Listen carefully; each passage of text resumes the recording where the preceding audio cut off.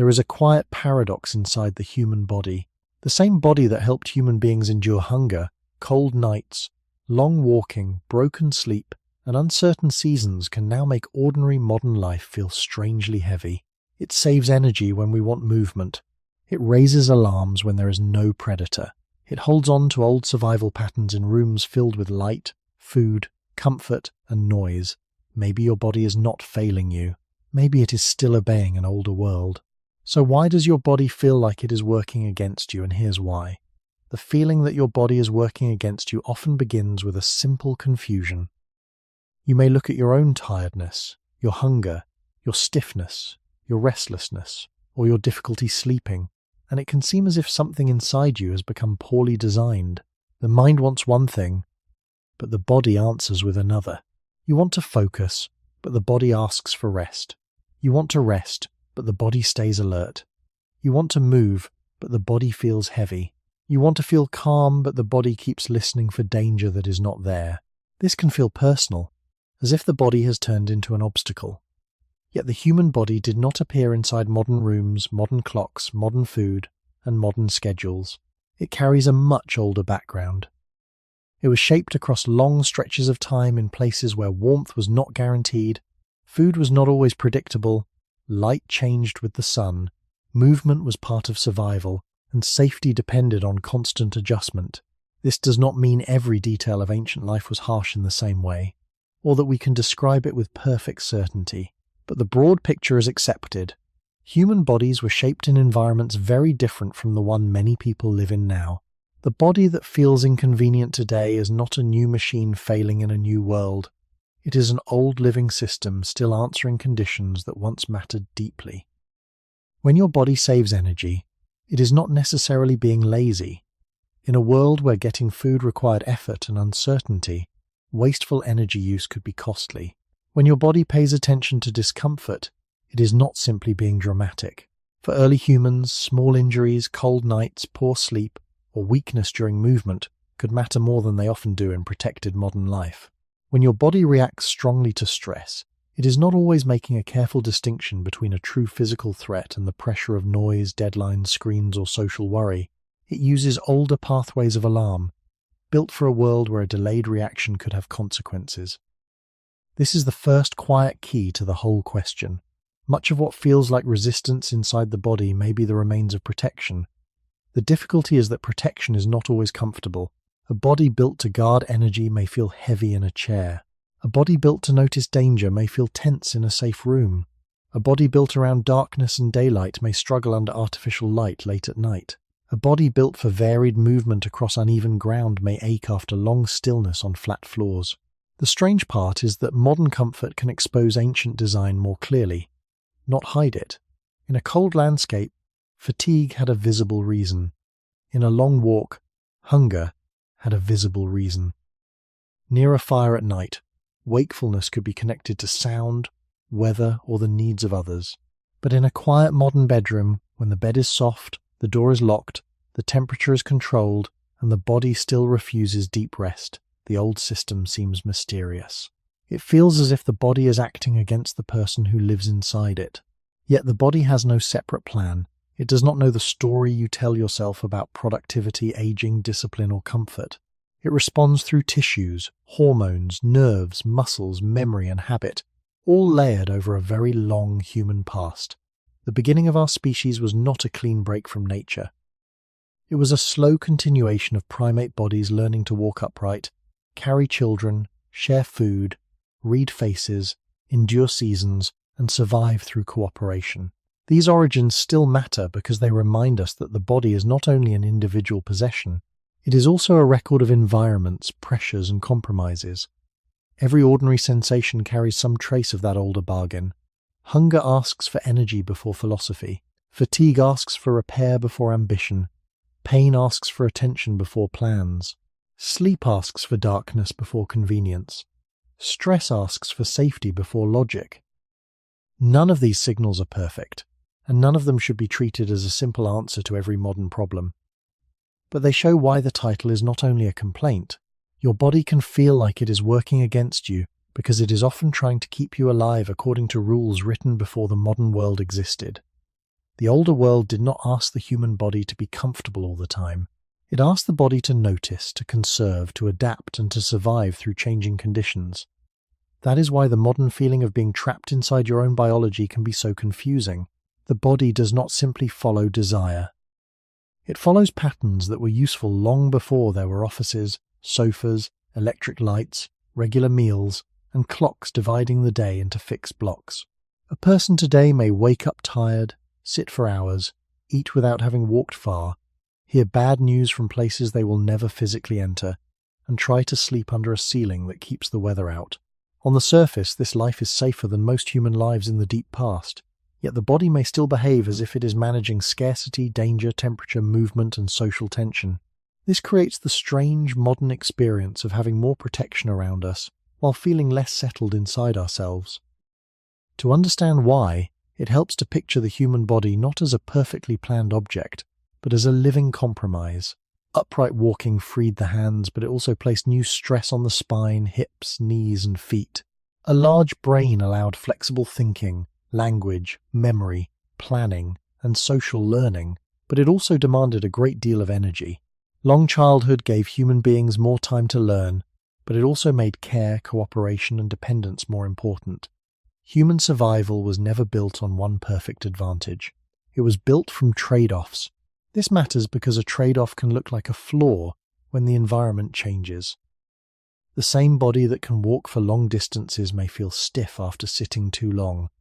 The same brain that can imagine future problems may keep producing worry when no immediate danger is present. The same hunger system that helped protect against shortage may now respond strongly in a world where food can be seen, smelled, advertised, and accessed with little effort. None of this means the body is foolish. It means the body is historical. Its reactions come from layers, not from one clean design. In early human life, movement was not a special activity separated from the rest of the day. It was woven into finding food, carrying tools, moving across ground, gathering materials, caring for children, and staying connected to others. Rest also had a different meaning. It was not simply collapse after mental overload. It was part of a rhythm shaped by daylight, weather, work, digestion, social life, and safety. The modern world has separated many things that used to belong together. Food is separated from effort. Light is separated from the sun. Wakefulness is separated from the natural end of day. Stress is separated from immediate physical action. Social signals arrive without the face, voice, and shared setting that once helped the body understand them. The body receives pieces of an old pattern, but not the whole pattern. It gets stimulation without movement. It gets calories without landscape. It gets alertness without a clear threat. It gets fatigue without the simple satisfaction of completed physical work. This is one reason the body may feel as if it is giving the wrong answer. It is often answering fragments. The human beginning was not a quiet laboratory where every trait was optimized for ease. It was an unfolding life among changing climates, uneven terrain, predators, infections, births, injuries, migrations, and social bonds. The evidence we have from fossils, tools, ancient bones, and living biology does not let us describe every day in perfect detail, but it does show that the body was shaped in relation to real environments, not abstract comfort. Bones carry the marks of movement and load. Teeth and jaws reflect diets that changed over time. The pelvis, spine, and feet show the cost and value of upright walking. The brain shows the deep importance of social learning and flexible behavior. These are not dramatic secrets. They are quiet reminders that the body is a record of necessity. When modern life removes many visible necessities, the record does not disappear. It remains in appetite, posture, sleep, fear, fatigue, and the need for contact. So the feeling that your body is working against you may begin when an ancient compromise meets a modern expectation. The expectation says the body should obey quickly, stay energetic, remain calm, sit still, sleep on command, ignore stress, and recover without complaint. The older body does not understand expectation in that way. It answers with caution, storage, tension, tiredness, and signals that ask to be noticed. The conflict is not proof that the body has betrayed you. It is a sign that human life has changed faster than many of the body's deep patterns can change with it. The most difficult thing to accept is that the body can protect us in ways that feel unpleasant. It does not always protect by making us feel strong, clear, peaceful, or comfortable. Sometimes it protects by slowing us down. Sometimes it protects by making us hungry before the mind has agreed. Sometimes it protects by keeping attention on a small ache, a strange sound, a social threat, or a memory of danger. In modern life, these signals can seem excessive. A person may be sitting in a safe house surrounded by enough food, stable temperature, clean water, and walls that keep animals and weather outside. Yet the body may still feel guarded. The chest may tighten. The stomach may ask for more than the day seems to require. The muscles may feel tired from stillness. The mind may become alert at night, just when everything appears calm. It is easy to call this failure, but the deeper story is more patient. The human body was shaped by conditions where the cost of ignoring a signal could be greater than the cost of overreacting. A small wound, a night of poor sleep, a sudden drop in temperature, a sign of exclusion from the group, or a shortage of food could all matter in ways that modern comfort can make hard to imagine. This does not mean every ancient life was constant misery. Human beings laughed, bonded, learned, made tools, cared for children, and built meaning long before modern comfort existed. Still, the body did not evolve as if comfort were guaranteed. It evolved as if the world had to be watched, read, and answered. That older habit can remain even after the visible danger has disappeared. One of the clearest examples is energy. The modern mind often treats energy as something that should be available whenever we decide to use it. But biologically, energy is never casual. It must be obtained, stored, spent, and restored. For most of human existence, food was connected to landscape, season, skill, cooperation, and movement. The body that stored energy was not making a moral choice. It was responding to uncertainty. Today, when food is more available for many people than it was for earlier populations, the same conserving tendency can feel like resistance. The person wants quick change. The body moves slowly. The person wants discipline. The body asks for fuel, rest, and repetition. The person wants to override appetite, fatigue, and discomfort.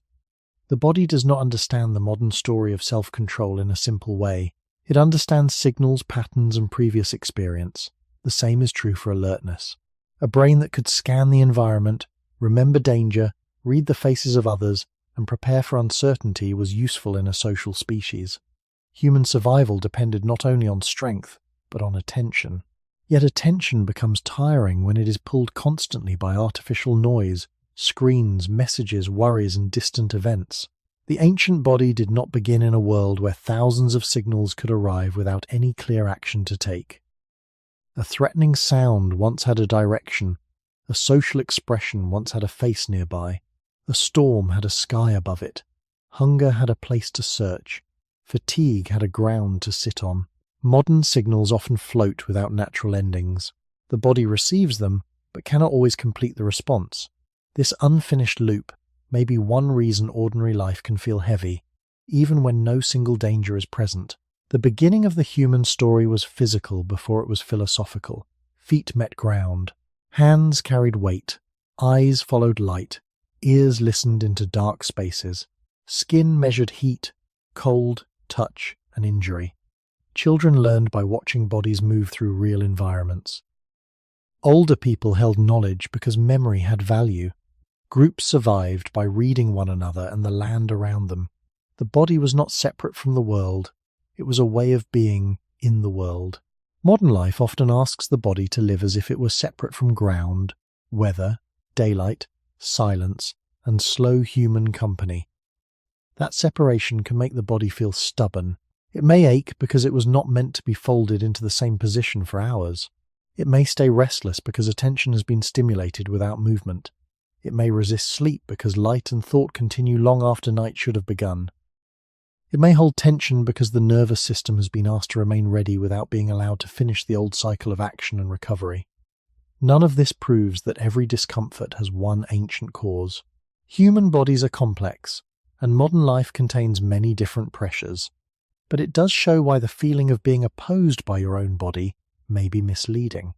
The body is not arguing with you in words.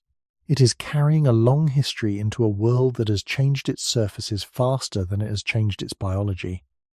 What feels like opposition may be an old form of loyalty, still trying to protect life by rules that no longer fit cleanly inside the rooms where we now live.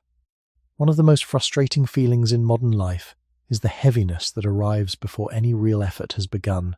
The mind may imagine movement as simple: stand up, walk, stretch, work, focus, begin again. Yet the body may answer with delay, reluctance, and a quiet wish to remain still. This can feel like weakness, but it belongs to a much older question.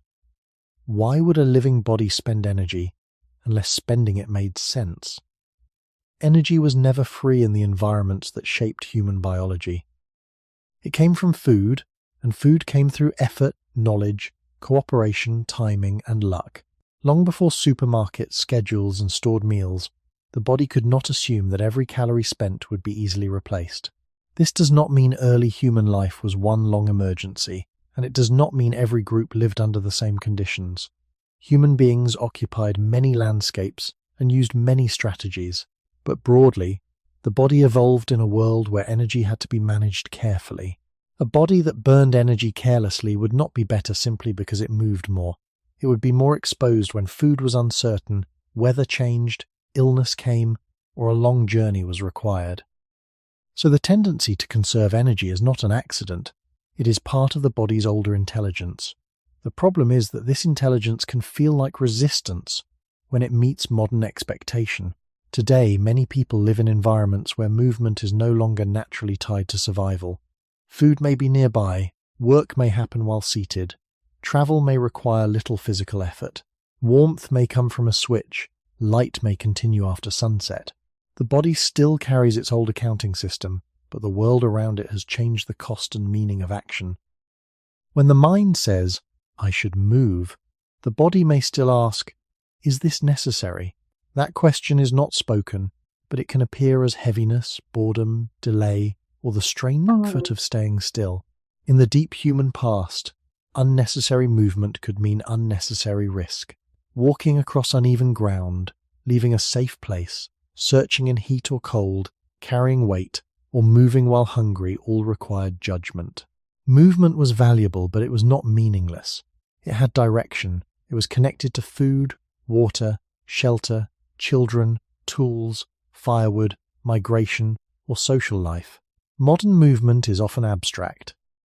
It may be done indoors, on flat surfaces, according to a clock, separated from landscape and immediate purpose.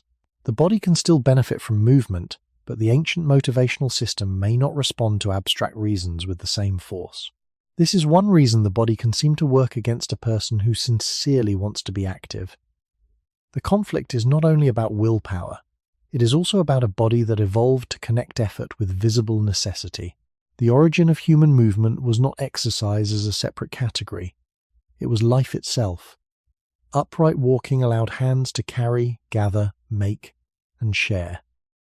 Muscles and joints work through varied ground, changing distance, rest, load, and social rhythm. Energy was spent, but often with a direct return, reaching a place, obtaining food, helping the group, avoiding danger, caring for young, or following seasonal change. In such a world, conservation and movement were not enemies. They were partners. The body saved energy when saving was wise, and spent energy when spending served life. Modern life has pulled these partners apart. It often asks the body to spend energy without ancient cues, and to save energy in settings where too much stillness becomes uncomfortable. This creates a quiet mismatch. The body may resist movement because movement no longer announces itself as necessary, yet the same body may become stiff, tired, and unsettled because it is not moving enough. That is the paradox. The body is not simply lazy, and it is not simply designed for constant motion. It is designed around balance, and modern life often removes the signals that once helped that balance feel natural. A chair can offer rest without recovery. A screen can offer stimulation without walking. A meal can arrive without effort. A warm room can remove the need to generate heat through activity. Each comfort is useful, but together they can confuse an older system that expects energy to follow the shape of the day. When your body saves energy as you try to begin, it may feel like an enemy standing in the doorway, but it may be an old guardian, trained by a world where every movement had a cost, and every cost had to be justified before the next uncertain morning arrived. Energy conservation becomes especially confusing when the body is surrounded by convenience. A person may no longer need to walk far for food, carry water, gather fuel, climb uneven ground, or wait for daylight to complete ordinary tasks. Yet the body still behaves as if energy is something to guard. It can choose the elevator over the stairs, the chair over standing, the shorter path over the longer one, the familiar meal over the effort of preparing something new. These choices can feel modern, but the tendency underneath is older than modern comfort. Living organisms generally avoid unnecessary energy loss, because energy is tied to survival, repair, reproduction, warmth, movement, and immunity. The human body is no exception. It has many ways of making conservation feel attractive. Stillness can feel pleasant, softness can feel safer than effort, a full stomach can invite rest, repetition can feel easier than change. The body does not need to explain this in words. It creates feelings, and the mind often builds a story around them afterward. In the deep background of human life, these feelings would have been shaped by conditions where energy had to be earned before it could be spent. A person moving through a savanna, forest edge, cold, plain, coastline, or dry landscape could not separate effort from environment. Distance, heat, cold, thirst, injuries, group movement, and the need to carry children or tools all changed the cost of action. Even small decisions had physical weight. Leaving shade, walking beyond a known area, carrying a load, or staying awake too long could matter. So a body that hesitated before spending energy was not defective. It was measuring. Modern life often removes the visible scale but not the measuring habit. This is why a person can feel oddly unwilling to move, even when movement is safe and useful. The old system is asking for a reason, while the modern mind offers an abstract instruction. Be healthier, be stronger, be productive, feel better later. These reasons may be meaningful to the thinking mind, but the body's older layers respond more strongly to immediate cues: light, temperature, hunger, fatigue, terrain, social presence, rhythm, and purpose. When those cues are weak or artificial, motivation may feel thin. The body is not refusing life. It is waiting for the kind of signal that once made effort obvious. The origin of human endurance was never endless force. It was selective spending. Humans became capable walkers and carriers, but not because energy was unlimited. Our bodies carry signs of a species that could travel, pause, sweat, cool itself, coordinate with others, and keep going across varied ground. Yet this ability worked best with rhythm. Movement, rest, food, and social life were interwoven. A day could contain effort and stillness, alertness and recovery, hunger and eating, heat and shade, dark and sleep. Modern life can flatten that rhythm. It may demand long mental effort while the body barely moves. It may provide food before real hunger has matured. It may keep light present when the body expects night. It may turn rest into long sitting, which is not the same as full recovery.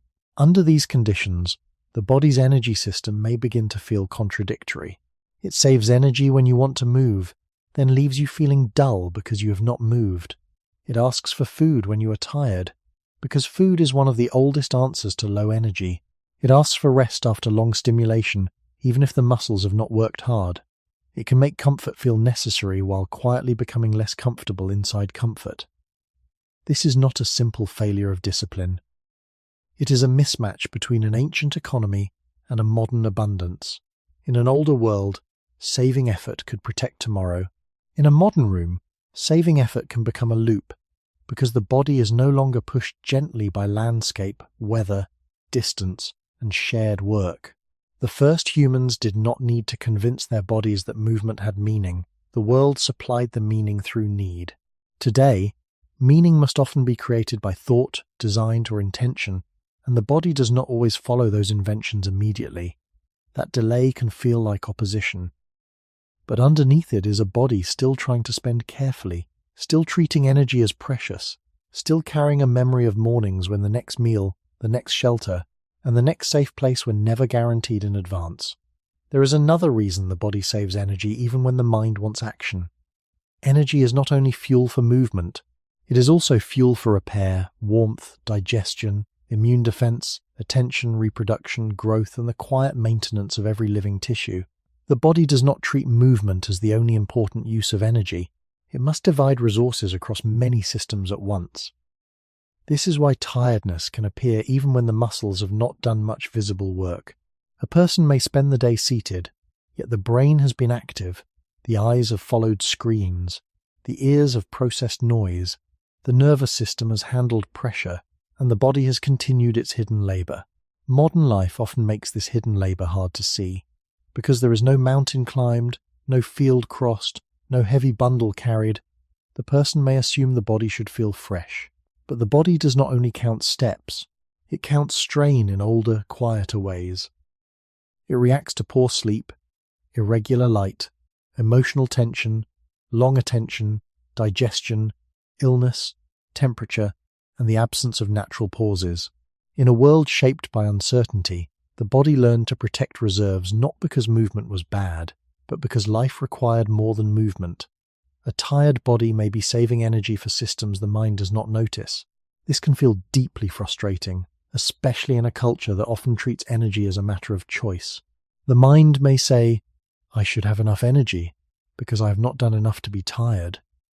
The body may answer with heaviness, not as an argument, but as a signal from a larger balance sheet. In early human conditions, this balance sheet was connected to the whole environment.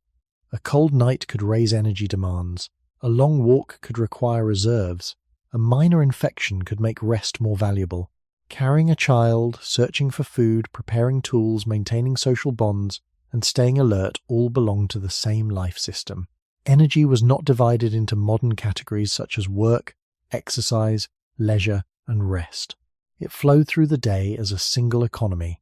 The body that conserved energy was protecting not only the next movement, but the next need that had not yet arrived. Modern environments can make that old caution seem unreasonable because many future needs are buffered by comfort. Food can be stored, heat can be controlled, water can be nearby, shelter can remain stable. But the body's deep systems do not update themselves simply because the room is safe. They still respond to repeated patterns: sleep loss, long sitting, stress, bright nights, constant stimulation, and irregular recovery. Over time, the body may become cautious with energy, offering less willingness to spend freely. The beginning of the human story helps explain why this caution is so deeply rooted. Human beings survive not by being the strongest animal in every situation, but by managing effort through cooperation, memory, timing, and flexibility. A body that could pause was as important as a body that could move. A group that rested before exhaustion, shared effort, and used knowledge of place had advantages that raw force alone could not provide. So conservation was not the opposite of survival, it was part of survival. The modern problem is that the cues for wise conservation have become blurred. A chair may tell the body to rest, while the mind remains tense. A phone may keep attention active, while the muscles stay still. A meal may arrive quickly, while the body has not spent energy in the older physical sense. Work may end on a clock, while the nervous system continues to carry unfinished stress. These mixed signals can leave the body unsure whether to spend or save. It may choose saving, because saving is the safer ancient default. This is why motivation can feel so fragile. It is not always a bright flame waiting to be discovered. Often it is an agreement between the body and the world. When the world offers clear rhythm, useful effort, visible purpose, and real recovery, movement can feel more natural. When the world offers comfort without rhythm, stimulation without completion, and rest without restoration, the body may retreat into conservation. It may seem to work against you, but it is following a very old rule: do not spend what may be needed later. The tragedy is not that the rule exists. The tragedy is that modern life can trigger the rule in situations where saving energy no longer brings the same protection it once did. Your body may feel heavy at the exact moment you want change because change asks for energy, and the body still treats energy as a precious substance shaped by hunger, weather, distance, darkness, and the uncertain mornings of human origin. Hunger is one of the oldest voices in the body, and it is rarely polite. It does not wait for a clear explanation. It can rise while the mind is busy, while the room is safe, while food is nearby, while no real shortage is visible. This is why hunger can feel stronger than logic. The thinking mind may understand that there is enough food, that a meal was eaten not long ago, that the day does not require heavy labor, or that eating can wait. Yet the body may answer with urgency. It can make attention narrow. It can pull memory toward taste, smell, warmth, salt, sweetness, fat, or fullness. It can make the future feel less important than the next bite. This is not because the body is foolish. Hunger belongs to a much older system than modern reasoning about schedules, habits, appearance, or self-control. Before food was stored in cupboards, served at fixed hours, or displayed in bright packages, the body had to treat energy as uncertain. A chance to eat was not just a pleasure. It could be preparation for walking, cold, infection, pregnancy, nursing, repair, social sharing, or tomorrow's unknown conditions. The body learned to care about food before the mind could turn food into an idea. That older priority has not disappeared. It is still present when hunger interrupts thought and makes the body seem to be working against the person who is trying to stay calm, focused, or disciplined. In modern life, hunger is often judged as a personal weakness, but biologically it is closer to a protective alarm. Like other alarms, it can be useful without being perfectly accurate. It does not always measure present need with clean precision. It is influenced by sleep, stress, habit, memory, smell, time of day, sight, emotion, and the body's recent pattern of eating. A person can feel hungry because the body expects food at a certain hour, because stress has made energy feel uncertain, because poor sleep has disturbed normal signals, or because highly available food has awakened appetite before true shortage exists. None of this requires us to claim that the body is broken. It suggests something more subtle. The body is reading the modern environment through ancient priorities. In the long beginning of human life, food was tied to place, effort, season, cooperation, and skill. Plants had to be recognized. Animals had to be tracked, trapped, hunted, scavenged, cooked, or shared depending on the group and environment. Coastal foods, roots, seeds, fruits, tubers, meat, insects, fish, and gathered plants mattered differently in different landscapes. We cannot reduce all early diets to one simple story, because human groups lived in many conditions, but it is widely accepted that food was not separated from the work of living. The body's hunger signals grew inside that reality. Hunger pushed attention toward opportunity. Appetite helped the body remember what had given energy before. Desire for dense food made sense when energy-rich foods were valuable and not always easy to obtain. Today, the same system can be surrounded by more cues than it was built to handle gently. Food can appear in images, advertisements, kitchens, stores, streets, messages, and memories, even when the body is not in true danger. The ancient pull remains, but the landscape has become crowded with invitations. This is where logic begins to lose its calm power. Logic speaks in sentences. Hunger speaks in sensation. Logic says later. Hunger says now. Logic says enough. Hunger says more may be safer. Logic thinks in plans. Hunger thinks in the old language of survival, storage, and immediate energy. The first humans did not live by abstract nutritional charts. They lived through bodies that had to respond to land, weather, travel, pregnancy, childhood, injury, and group needs. Hunger was one way the body kept life connected to energy. It did not ask whether the moment was convenient. It asked whether fuel might be needed. In a modern room, that question can feel misplaced. A person may be sitting under artificial light, with food only a few steps away, and still feel the old urgency rising. The mind may see abundance, but the body may still carry the memory of uncertainty, not as a conscious memory, but as a biological pattern. This is why hunger can feel like an inner opponent. It pushes against ideals, schedules, and decisions. It can arrive at night, during stress, after boredom, or when the body is tired and searching for the fastest familiar form of energy. Yet beneath that pressure is not an enemy. It is a system that once helped human beings notice opportunity before opportunity disappeared. The modern tragedy is that opportunity no longer disappears in the same way. It remains open, repeated, sweetened, salted, softened, and lit from every direction. The body keeps listening to hunger as if the world were still uncertain, while the modern world keeps answering with more than the body knows how to calmly ignore. Hunger becomes most powerful when it joins with emotion, tiredness, and habit. A person may think of hunger as a simple request for food, but in real life it often arrives mixed with other signals. After poor sleep, the body may look for quick energy. After stress, it may search for comfort. After long sitting, it may ask for stimulation. After loneliness or worry, food may become one of the few signals that feels immediate, warm, and reliable. This is not a sign that the body is foolish. It shows how deeply food has always been connected to safety. In the older human world, eating was rarely just a private act of filling the stomach. It could mean that a search had succeeded, that a group had something to share, that children could be fed, that fire and shelter were near, that the body had enough fuel to face the next stretch of cold, walking, work, healing, or waiting. Food was energy, but it was also reassurance.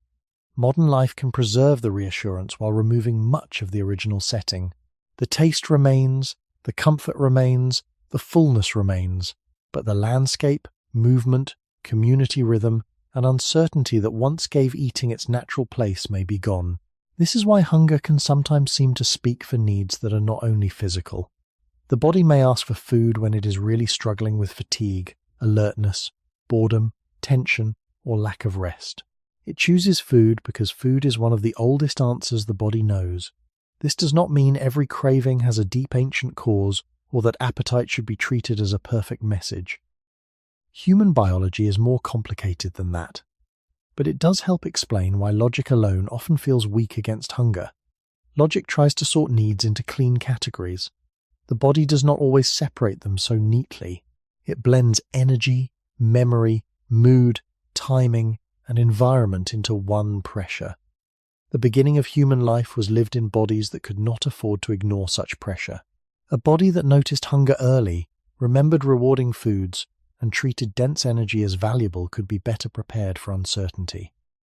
In many environments, sweetness could signal ripe fruit, fat could signal dense energy, salt could matter for bodily function, and warm cooked food could be easier to chew and digest. Today, modern food environments can concentrate these signals in ways that are much more intense and more constant than the older landscapes that shaped appetite. The body recognizes the signal even when the situation has changed. It may respond as if a rare opportunity has appeared, although the opportunity is now repeated many times a day.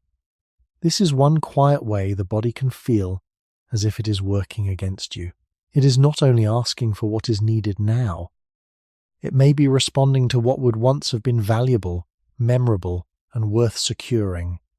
In the deep past, missing food could matter.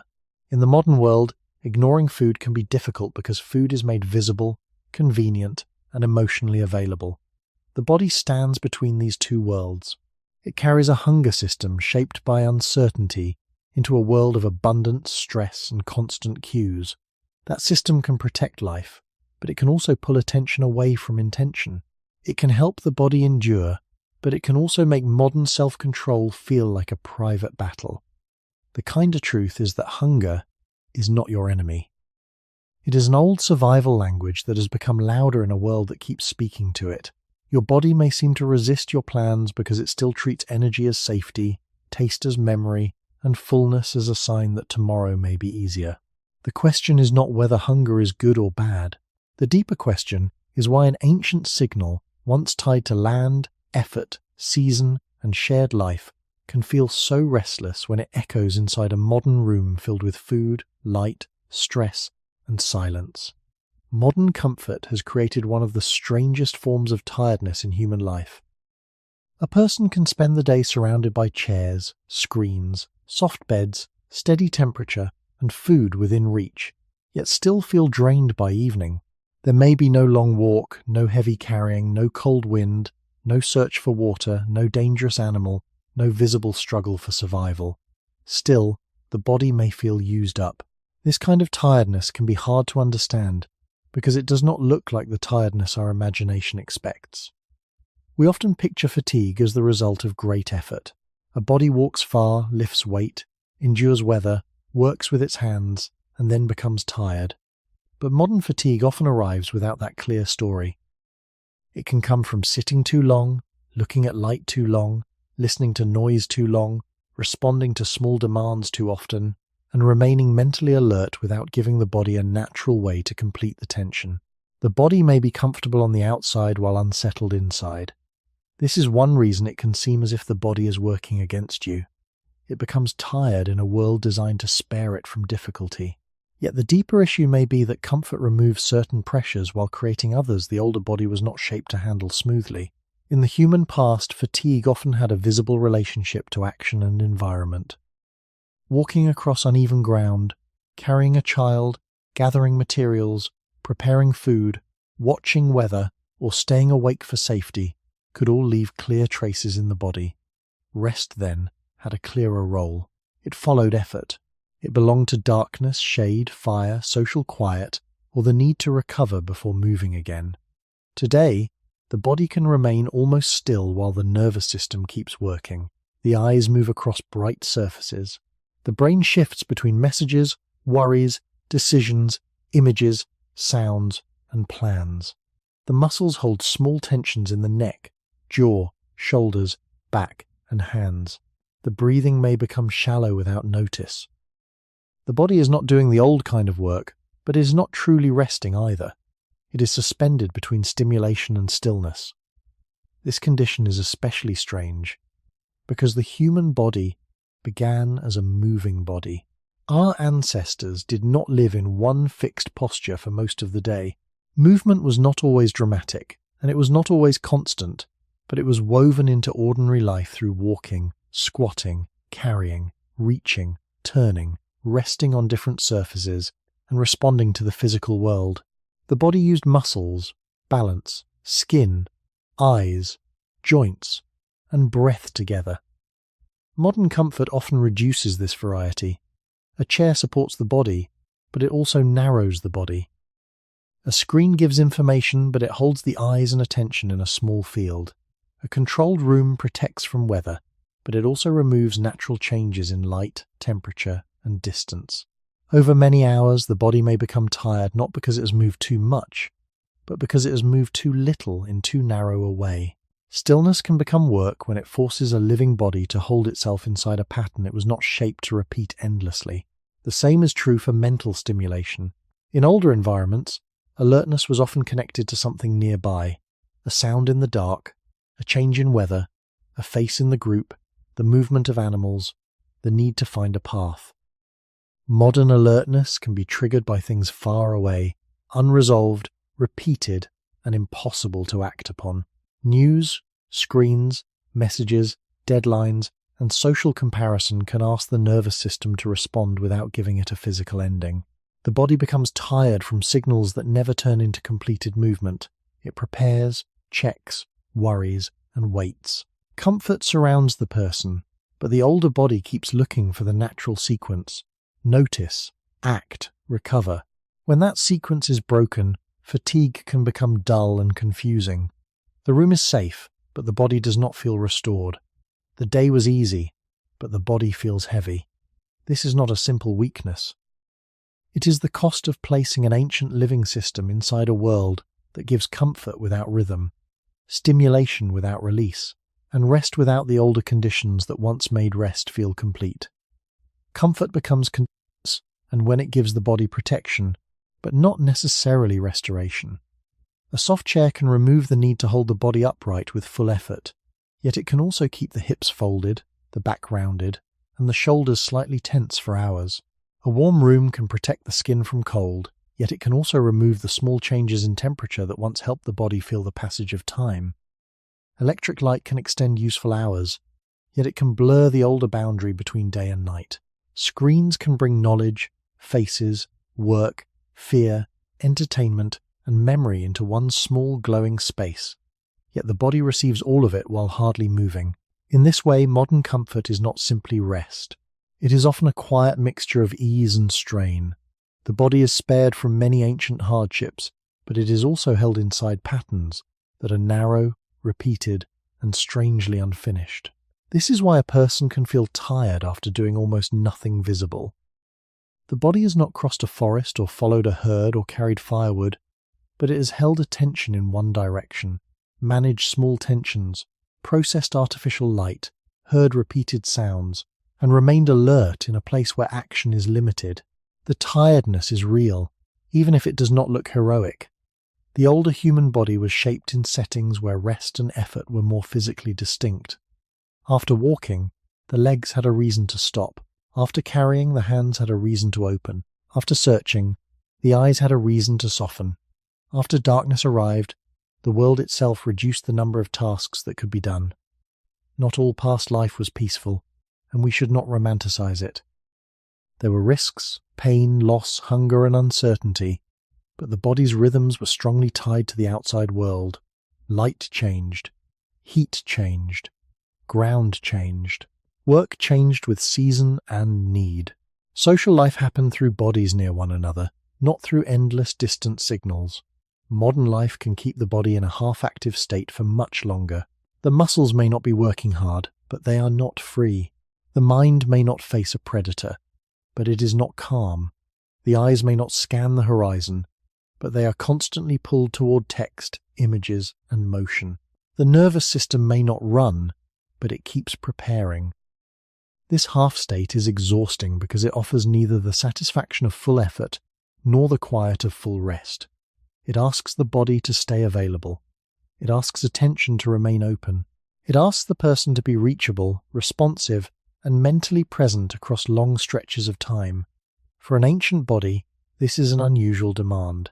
Human beings did not begin as creatures who could separate mental work from physical life so completely. Thinking, remembering, watching, walking, making tools, caring for others, and reading the environment were intertwined.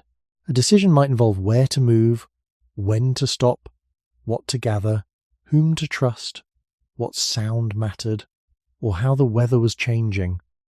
Thought had a body around it. Modern thought can become disembodied. It can happen in a chair, under bright light, with shallow breathing, little movement, and no clear ending. The body is still involved, but in a constrained way. It supports the head, holds the eyes, manages stress chemistry, and waits for movement that may not come. Over time, this waiting can become fatigue. The body grows tired not from one great event, but from repeated small demands that never complete their cycle. This helps explain why comfort can make tiredness feel more mysterious. When life is visibly hard, fatigue seems justified. When life is visibly comfortable, fatigue can feel like a personal failure. But the body does not judge itself by appearances. It responds to rhythms, signals, and conditions. A protected room can still disturb sleep if light continues too late. A soft seat can still create discomfort if the body stays folded too long. A quiet day can still drain energy if attention never rests. The human origin story reminds us that the body is not built only to avoid hardship. It is built to meet the world, move through it, recover from it, and be guided by its natural changes. When comfort removes hardship but also removes movement, darkness, silence, varied posture, and clean endings, the body may not know how to feel restored. It may sit in safety and still become tired, because safety alone is not the same as rhythm. This is why your body can feel heavy in a comfortable world. It is not asking only for ease. It is asking for a kind of life that gives effort a shape, rest a boundary, and tiredness a reason the body can understand. The tiredness of comfort is also tied to the way modern life stretches the day beyond the body's older boundaries. For most of human existence, the outside world placed limits on activity. Darkness changed what could be done. Cold changed posture and gathering. Heat slowed movement. Distance made choices physical.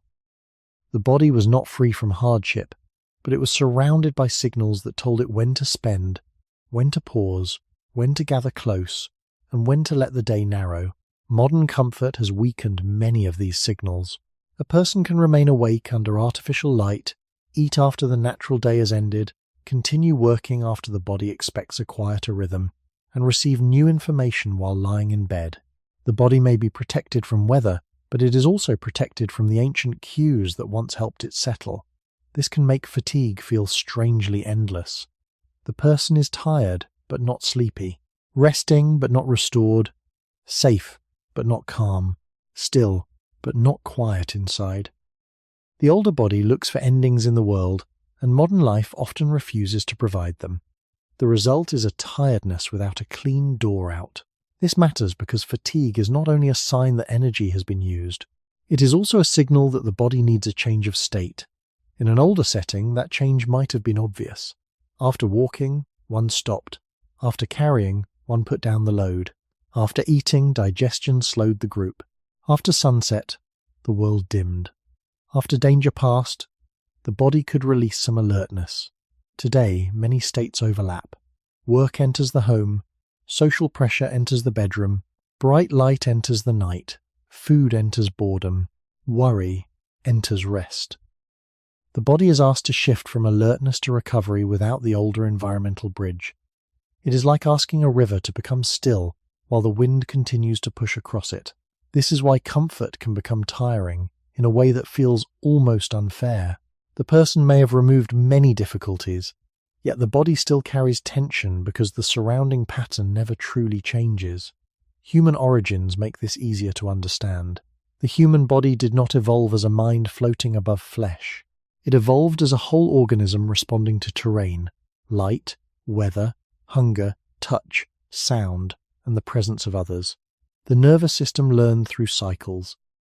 It noticed effort and relief, exposure and shelter, hunger and eating, alertness and safety, day and night.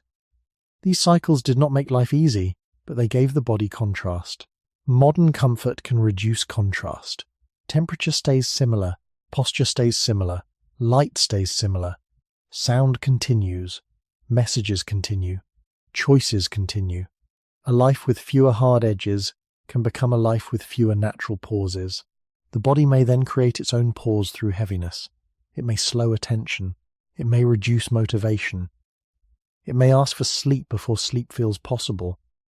It may make the limbs feel dull, not because the person has failed, but because an older rhythm is trying to emerge inside a world that keeps smoothing it away. This is where the title becomes clearer. Your body seems to work against you when it becomes tired in the middle of comfort, but it may be responding to a deeper absence. It is not only missing difficulty, it is missing the shape that once made effort and rest meaningful.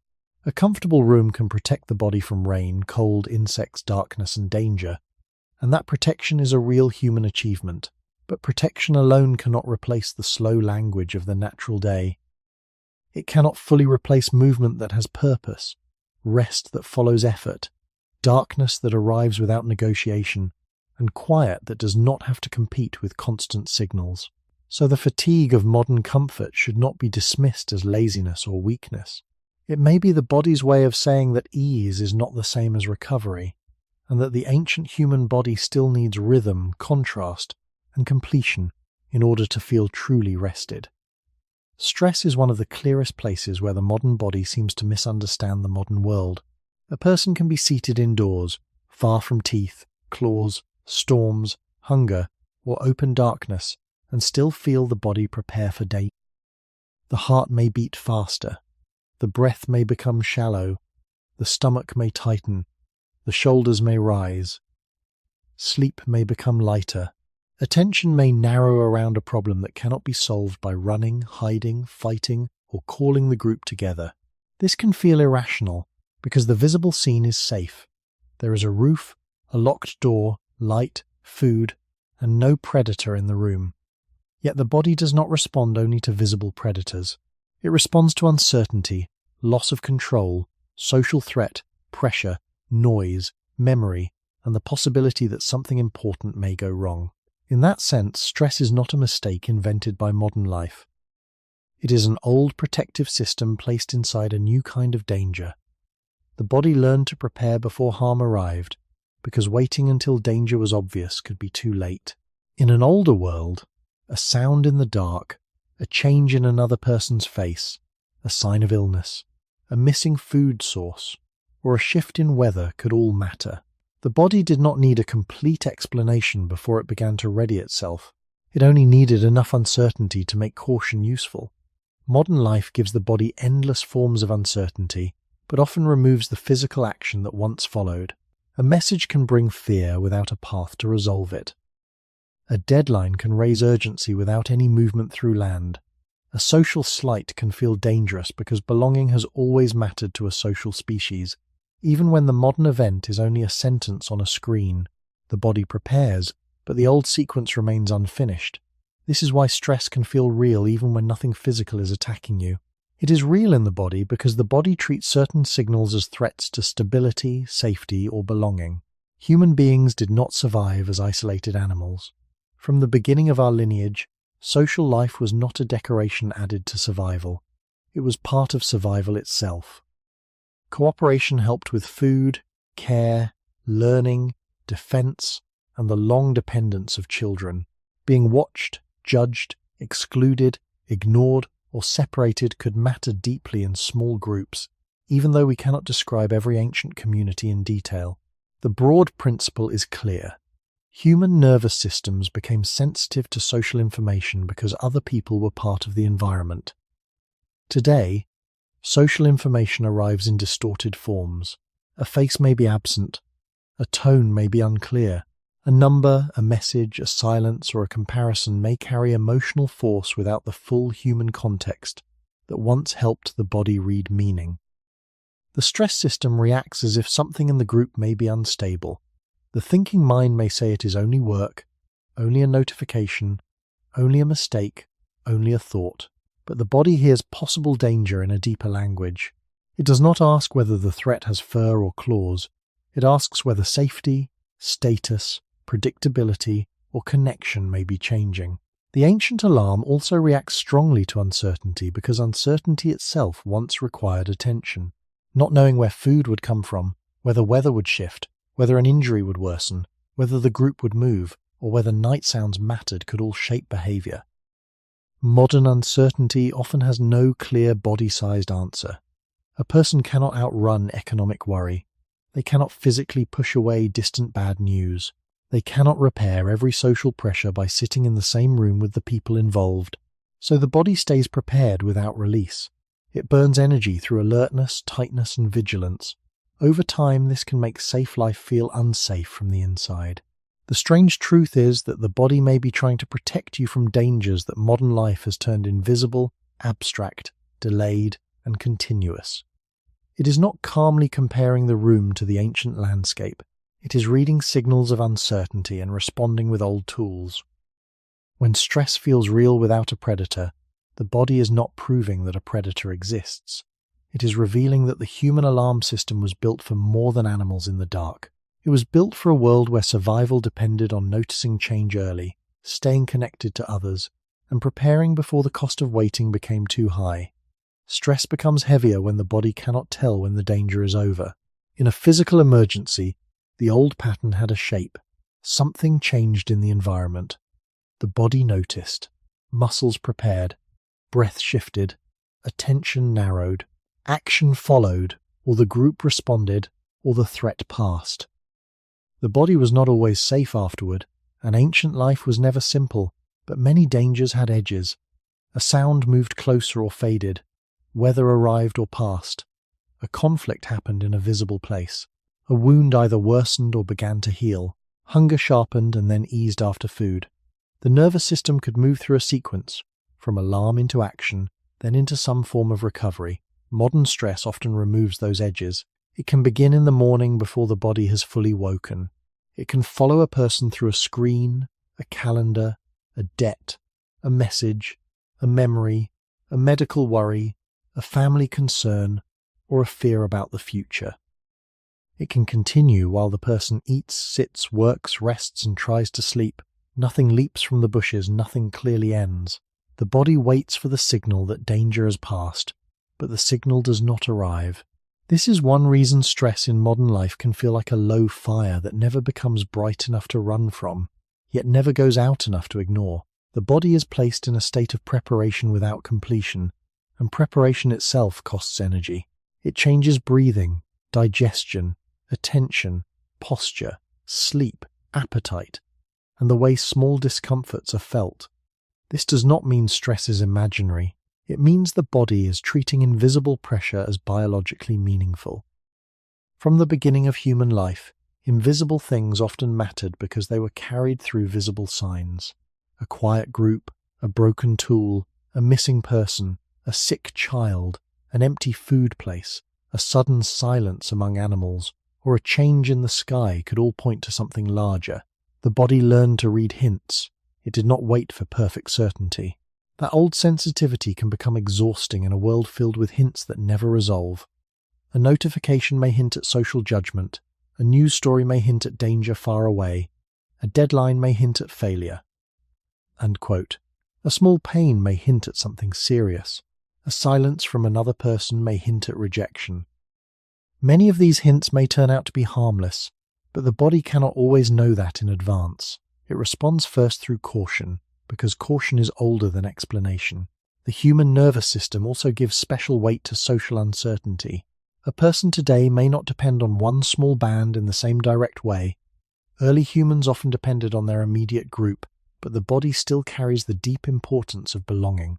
Social safety once helped protect children, share knowledge, divide effort, care for the injured, and survive periods of scarcity. Being outside the group, losing trust, or misreading another person could be costly. Modern life multiplies social signals while weakening their context. A short message lacks a face. A public number lacks a human story. A delayed reply lacks explanation. A comparison on a screen lacks the real life behind it. The body may still react as if status, acceptance, or safety is being measured. The thinking mind may know that many signals are artificial or incomplete, but the older alarm does not always wait for that understanding. It feels the uncertainty first. This is why stress can spread into the body so quickly. The jaw tightens before the mind has finished reasoning. The stomach changes before the problem is fully named. Sleep becomes lighter before the person has decided to worry. The body prepares because preparation was once a way to survive what the mind could not yet fully understand. In the modern world, however, the body often prepares for problems that require patience, conversation, planning, or acceptance rather than immediate movement. The ancient tools are real, but they do not always fit the modern lock. This is where the feeling of being opposed by your own body becomes especially strong. You may want calm, but the body offers alertness. You may want sleep, but the body keeps watch. You may want clear thought, but the body narrows attention toward the possible threat. Beneath that discomfort is an old loyalty to survival. The body is not trying to make life harder. It is trying to detect danger early, hold the group close, and prevent loss before loss becomes visible. The problem is that modern stress can speak endlessly in the language of possible danger, and the ancient body still listens as if every unfinished signal may matter. The deepest problem with modern stress is that it often asks the body to stay ready without giving it a clear task. Readiness was useful when danger had a direction. If a sound came from the trees, the body could turn toward it. If weather changed, people could seek shelter. If food was scarce, the group could move, search, wait, share, or change its pattern. If conflict appeared, faces, voices, posture, and distance helped the body understand what was happening. Stress was not always brief. An early human life could include long uncertainty, but many pressures still belong to a place, a season, a body, or a visible relationship. Modern stress can float. It can come from numbers, expectations, comparisons, imagined futures, messages without tone, work that has no physical boundary, and problems too large for one body to solve. The alarm rises, but the old body cannot find the ancient task. There is no trail to follow, no load to carry away, no fire to build, no group gathered around the same visible problem. The body prepares for action while the person remains seated. This unfinished readiness can turn into fatigue, irritability, shallow breathing, tight muscles, restless sleep, and a sense that the body is refusing peace. It may seem as if the body is creating trouble from nothing, but it is really responding to signals that modern life has made constant and unclear. The human alarm system was not designed to be cruel. It was designed to make life more likely to continue. It pushes attention toward what may threaten safety, belonging, resources, or the future. These are not small things in the story of our species. Human beings survive through cooperation, memory, flexible planning, and careful attention to change. A nervous system that noticed too little could miss danger. A nervous system that noticed too much could become exhausted. Evolution did not produce a perfectly calm balance for every future environment. It produced working compromises. In many older settings, a sensitive alarm could be costly, but it could also be useful. In modern settings, the same sensitivity may be triggered again and again by pressures that are real, but not immediately solvable by the body's older methods. A bill, a diagnosis, a broken relationship, an uncertain job, a public mistake, or distant bad news can all matter deeply. Yet they do not end when the muscles tense. They do not disappear when the heart beats faster. They do not always become safer because the body stays awake at night.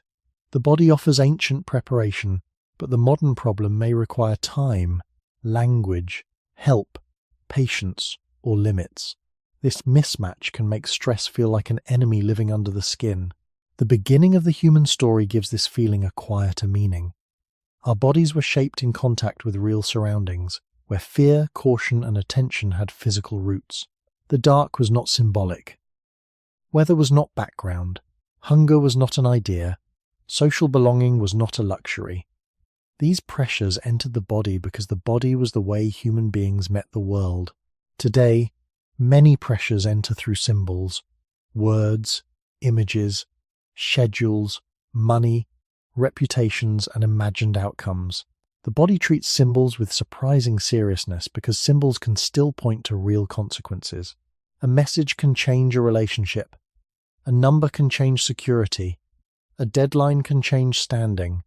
A memory can change sleep. So the body does not simply ignore them. It reacts, even when the reaction feels too large for the moment.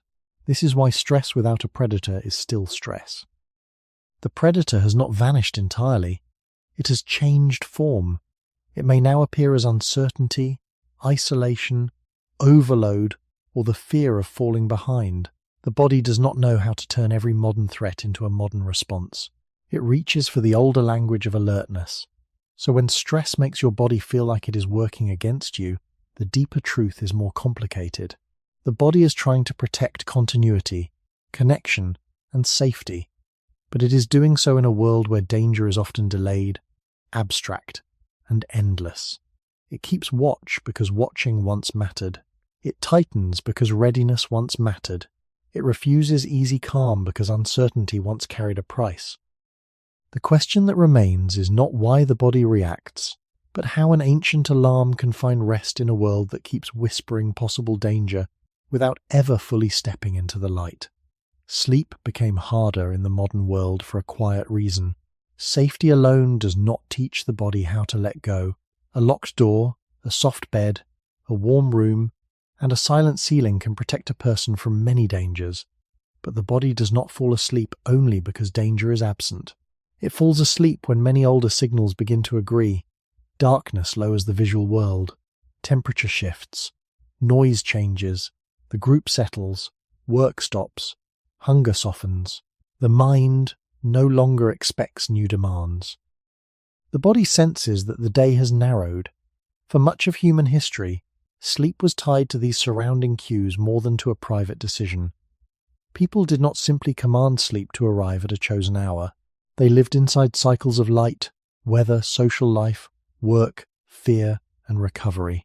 Modern life can make the outside world safer while making these cues less clear. A person may lie in bed protected from cold, rain, animals, and strangers, yet the eyes have spent the evening in artificial light, the mind has followed distant worries, the body has moved little, and the nervous system has not received a clean ending to the day. The room is safe, but the body may not be convinced that the day is over. This is one reason sleep can feel like another place where the body works against you. The mind wants rest, but the body keeps a small lamp burning inside. The history of human sleep was never one simple pattern shared by every group in every place. Different environments, seasons, climates, social arrangements, and ways of living shaped rest differently. But we can say something broad and careful. Human sleep developed in close contact with natural darkness, temperature, sound, social safety, and the need to recover from real activity. The body learned to sleep in a world where night had weight. Darkness was not merely the absence of light. It changed what could be done. It altered movement, risk, warmth, and social gathering.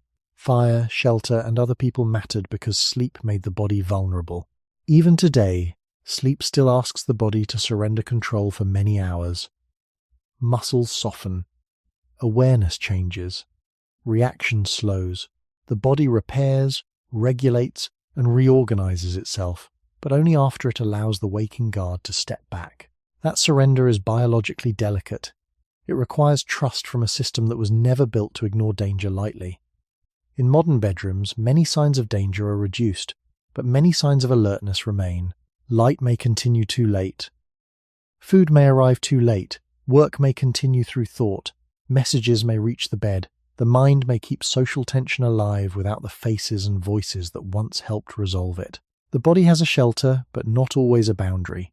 The beginning of human life helps explain why boundaries matter. Early humans and their ancestors lived as bodies within landscapes. Morning, afternoon, evening, and night were not just numbers. They were changes in brightness, temperature, movement, and possibility. The body's internal timing systems developed in relation to those changes. Sleep was not separate from the world. It was part of the world's rhythm. Modern life often removes the rhythm and leaves only the instruction, sleep now. But the body may not obey an instruction that is not supported by enough signals. It may lie still while attention remains active. It may feel exhausted but alert. It may drift towards sleep and then return to thought. This does not mean the body has become irrational. It may be trying to solve an ancient question with incomplete modern evidence. Is it truly safe to stop watching? A bed can answer with comfort, but light, worry, sound, and unfinished pressure can answer with doubt. So sleep became harder after the world became safer, because safety became private, artificial, and often incomplete. The body no longer faces the same darkness, weather, and immediate danger, but it also no longer receives the same clear permission from the world to rest. The old sleeper still waits for night to become night, for the group to settle, for the day to end in the body, and for silence to feel like safety rather than emptiness. Sleep is also difficult, because the modern night is not always a true night. The body may see darkness outside the window, but inside the home the evening can remain bright, busy, and mentally crowded. Electric light allows the day to continue after sunset. Screens bring faces, words, work, entertainment, conflict, memory, and fear into the hours when the older body expects the world to narrow. Food can still be eaten. Messages can still arrive. Decisions can still be made. The mind may move quickly while the body lies still, and this mismatch can make sleep feel distant. In older human settings, night did not erase activity completely, and people were not always asleep from one fixed hour to another. Firelight, social life, infant care, cold, danger, and seasonal change could all shape waking and sleeping. But night still had a different texture from day. The visual world became smaller. Movement required more caution. The group often drew closer. Sound carried differently. The body received many signals that waking activity was changing. Modern life can keep the nervous system in a daytime posture long after the sun has gone. This is not only a problem of light, it is a problem of continuity. The day does not end cleanly. It leaks into the bed. The body, which once learned sleep through shifts in the outside world, now has to guess whether the night has truly begun. The ancient sleeper inside us is sensitive to more than softness. It listens for permission. It asks whether attention can safely loosen, whether social demands have quieted, whether the body is warm enough, whether hunger has settled, whether danger is low enough, whether the world has become predictable for a while. A modern bedroom may answer some of these questions well. The door is closed, the mattress is soft, the temperature is controlled, yet other answers may remain unclear. The phone beside the bed suggests that the social world is still open. Artificial light suggests that day has not fully ended. Unfinished work suggests that tomorrow is already pressing into the present.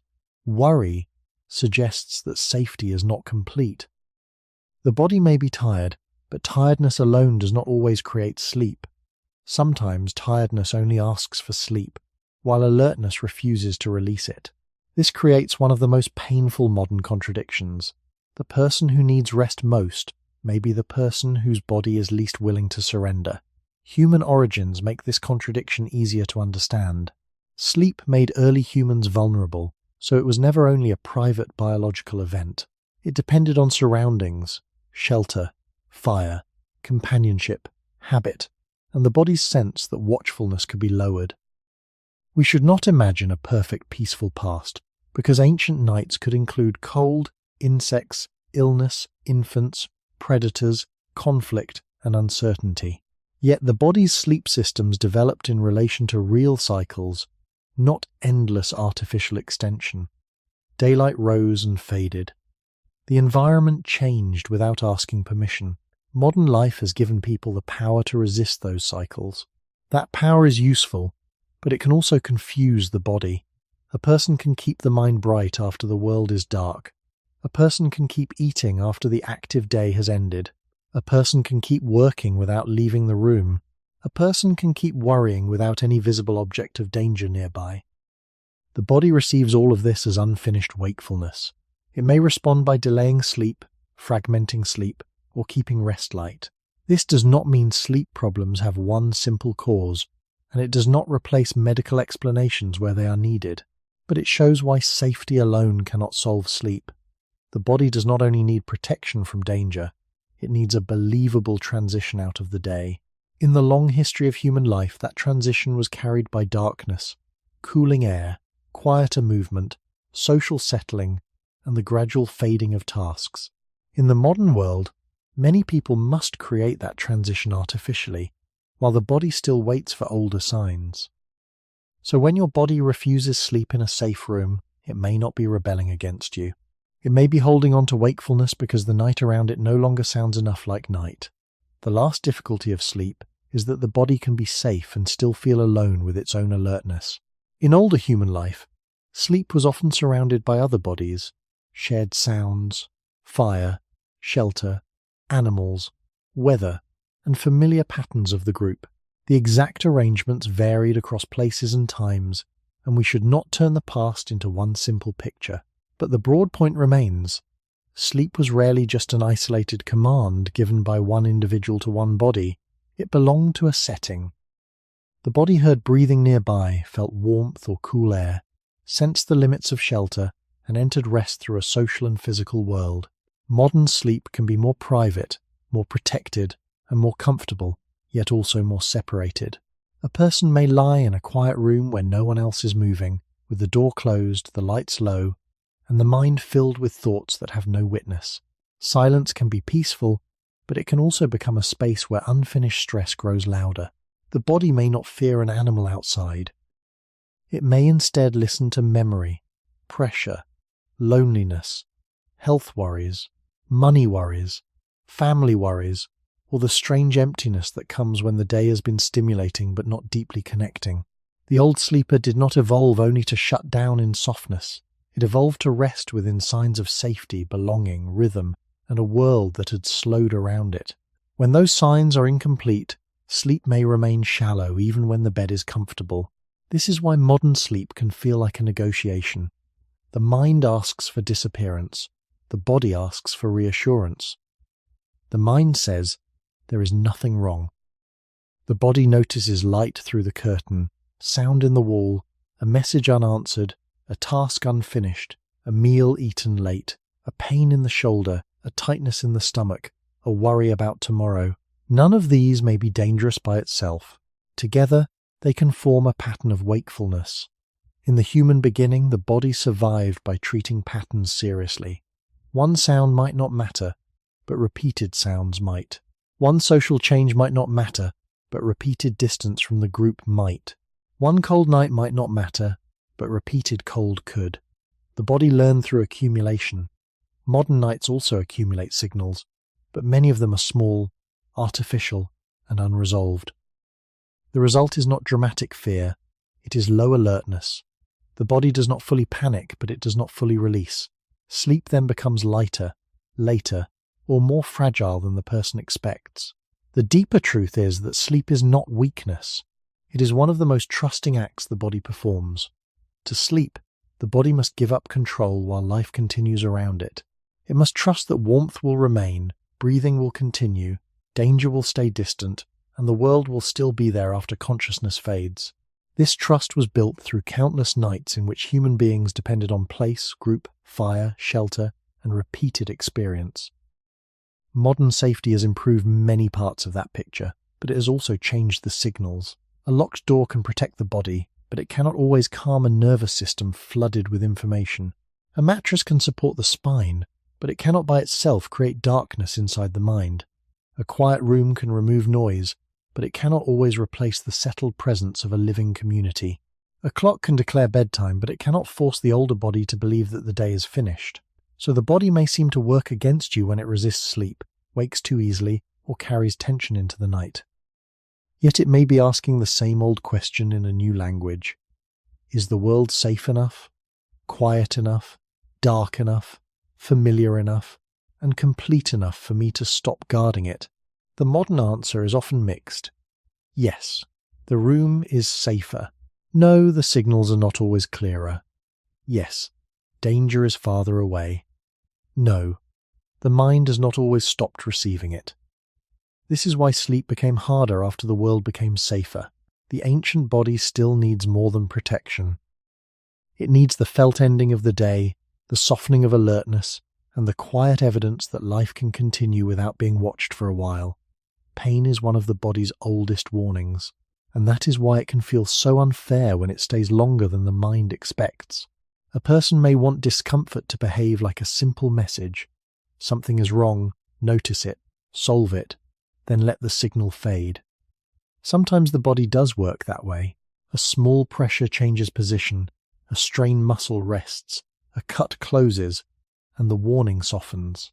But pain is not only a direct report from the tissue, it is also a protective experience shaped by the nervous system, memory, attention, stress, sleep, movement, and the meaning the body gives to a sensation. This makes pain more complicated than a bell that rings once and stops. In a modern room, pain can seem excessive because the danger appears small. A stiff back from sitting, an aching neck from a screen, a sore joint after little movement, or a lingering discomfort after stress may not look like a survival issue. Yet the body does not judge pain only by modern appearances. It carries an older rule: protect the body before damage becomes worse. In the environments that shaped human life, ignoring discomfort could be costly. A foot injury could change travel. A hand injury could limit carrying, gathering, making, or caring. A tooth problem could affect eating. A fever, swelling, or wound could become serious without the protections available today. We should not exaggerate or claim that every ache today has a single ancient explanation. But it is reasonable to say that pain became important because bodies that noticed injury had a better chance of protecting themselves. The problem is that protection can outlast usefulness. The nervous system can continue to guard an area after the immediate danger has passed, especially when the body is tired, tense, under stress, or uncertain. That guarding can feel like the body is working against you. You want normal movement, but the body creates caution. You want calm, but attention returns to the sore place. You want trust, but the body remembers that harm may grow if ignored. Pain also becomes stronger when modern life gives the body narrow patterns. A chair may keep the spine still. A phone may pull the neck forward. Repeated small movements may load the same tissues. Long stillness may make the body less sure of its own range. The discomfort that follows is not dramatic, but it can become persistent because the body receives the same signal again and again. Earlier human movement was not necessarily gentle or safe, but it was often more varied. Bodies bent, reached, walked, squatted, carried, rested, shifted, and responded to uneven ground. This variety gave tissues different kinds of load and release. Modern life can reduce that variety while increasing repetition. Pain then becomes the body's way of making a narrow pattern visible. It says, not always accurately and not always politely, that attention is needed. Human origins help make this less mysterious. the body began as a living surface in contact with the world. Skin, joints, muscles, teeth, bones, and nerves all carried information about heat, cold, pressure, injury, effort, and danger. Pain was not separate from survival. It guided behavior before language could fully explain what was happening. A child learned to avoid sharp stones, hot surfaces, unstable ground, and unsafe movements through sensation. Adults carried memories of injuries because memory helped prevent repetition. The body did not need to be perfect. It needed to be cautious enough to continue. In modern life, that caution can become uncomfortable because many threats are smaller, more chronic, less visible, and less connected to clear action. Pain may arise from posture, stress, sleep loss, old injury, inflammation, tension, or repeated strain, and the person may not know which signal matters most. The body then turns up attention, because uncertainty itself can make protection stronger. This is why pain can stay longer than expected. It is not always proof of serious damage, and it should not be dismissed either. It is a protective language, shaped by tissue and by context. When it feels as if your body is opposing you through discomfort, it may be repeating an ancient command. Notice this. Guard this. Do not move through life as if the body has no limits. Pain becomes more persistent when the body begins to guard not only an injured place, but the possibility of being injured again. This guarding can appear in many quiet forms. Muscles may tighten around a sore area. Movement may become smaller. Breathing may become shallower. Attention may return again and again to the same point in the back, neck, stomach, knee, shoulder, or head. The person may not be in serious danger, but the body behaves as if caution is still needed. This can be especially frustrating when the original cause is unclear. There may be no visible wound, no dramatic accident, no obvious reason that explains why the discomfort remains. The mind wants a clean story, but the body often speaks through overlapping signals. Sleep, stress, previous injury, repeated posture, lack of movement, too much movement in one pattern, illness, inflammation, fear, and expectation can all change how discomfort is felt. Pain is therefore not only a message from one location. It is an experience made by a whole living system trying to decide how much protection is necessary. In older human environments, this kind of caution could be useful. If a person had pain in the foot, walking differently for a while could prevent worse injury. If a hand hurt, guarding it could protect the ability to grip, carry, make, or care. If the stomach felt wrong, paying attention could matter. If fatigue and soreness appeared together, the body might reduce activity before a weakness became dangerous. The cost of ignoring the body could be high, especially in a world without modern medicine, stable shelter, antibiotics, easy transport, or soft surfaces everywhere. This does not mean ancient bodies were more fragile or that pain always gave accurate information. It means the body's protective systems grew in a world where caution often had value. Modern life changes the setting. Many discomforts are no longer tied to a clear survival decision. A sore neck from a screen does not tell the person where to migrate. A tight lower back from sitting does not tell the group to stop. A headache after stress may not point to one visible threat. The signal is real, but the action is less obvious. This makes pain feel like interference rather than guidance. It interrupts sleep, focus, patience, and movement, yet it may not offer a simple instruction. The old warning remains, but the old context has faded. Human origins show why the context mattered so much. Bodies once learned their limits through ground, tools, weather, carrying, rest, and contact with others. The body received feedback from the world constantly. Uneven terrain asked the ankles and hips to adjust. Cold asked muscles and blood vessels to respond. Hard ground changed how people rested. Tools shaped the hands. Loads shaped the back and shoulders. Social life shaped tension and ease, because safety with others could change how the nervous system held itself. Pain lived inside this whole pattern. It was part of a conversation between body and world. In modern environments, the conversation can become narrow. The same chair, same desk, same screen, same light, same stress, and same small movements may repeat day after day. The body receives less variety, but more repetition. It may begin to guard, because nothing in the pattern tells it clearly that conditions have changed. Discomfort then lingers, not always because damage is growing, but because the protective system has not been reassured. This is why pain and discomfort can feel strangely stubborn. The body may be waiting for evidence that it can stop protecting. It may look for easier movement, deeper rest, lower threat, safer rhythm, and a clearer relationship with the world around it. When those signals are weak, the body may keep the warning alive. The result can feel like betrayal. You want the body to forget.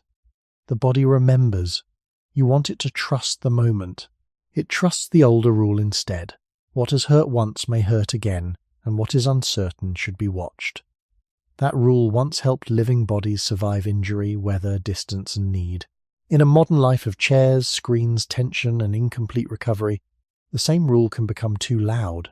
Pain then becomes not only a sign of what has happened, but a sign of what the body fears may happen next. It is an ancient caution echoing inside a world where the danger is often small, repeated, invisible, and hard to name. Pain also changes when the body does not feel fully safe. This may sound strange, because pain often seems purely physical, as if the body is only reporting from muscle, joint, skin, tooth, stomach, or bone. But the nervous system does not measure discomfort in isolation. It asks what the sensation might mean. It asks whether the person is rested or exhausted, calm or worried, supported or alone, certain or uncertain. A small ache can feel larger when sleep has been poor. A familiar discomfort can become more frightening when stress is high. A tight muscle can become more noticeable when the mind has been searching for signs that something is wrong. The body does not separate pain from the whole state of life. It blends tissue signals with context. In older environments, this blending made sense. Pain during a safe pause might be handled one way. Pain during hunger, cold, conflict, travel, or separation from the group might demand more attention. A body that changed its level of protection according to circumstance was not being irrational. It was trying to judge risk. Modern life can keep the body in a state where risk feels present but unclear. There may be no open wound, no visible enemy, no immediate danger, yet the person may be tired, tense, isolated, overworked, underrested, or surrounded by unresolved pressure. In that condition, discomfort can become louder because the body has less evidence that it is safe to ignore it. This is one reason pain may stay longer than expected. It is not only the sore place that matters, it is the body's sense of whether the whole world around that sore place is trustworthy. The beginning of human life helps explain why trust and pain are connected. Early humans depended on surroundings and relationships for survival. A painful body was not just an individual problem. It affected walking with others, gathering food, carrying children, making tools, defending oneself, and remaining useful within a group. Social care could matter when someone was injured. Rest could matter when recovery was possible. Shelter could matter when the body was vulnerable. The evidence of ancient care is difficult to interpret in every case, but it is widely accepted that human beings are deeply social and that illness or injury has always been shaped by the presence or absence of others. Pain, therefore, belongs not only to tissue, but to the larger question of support. Modern pain can become heavier when support is thin, when rest is fragmented, when the person must continue performing as if nothing is wrong, or when discomfort has no clear social place.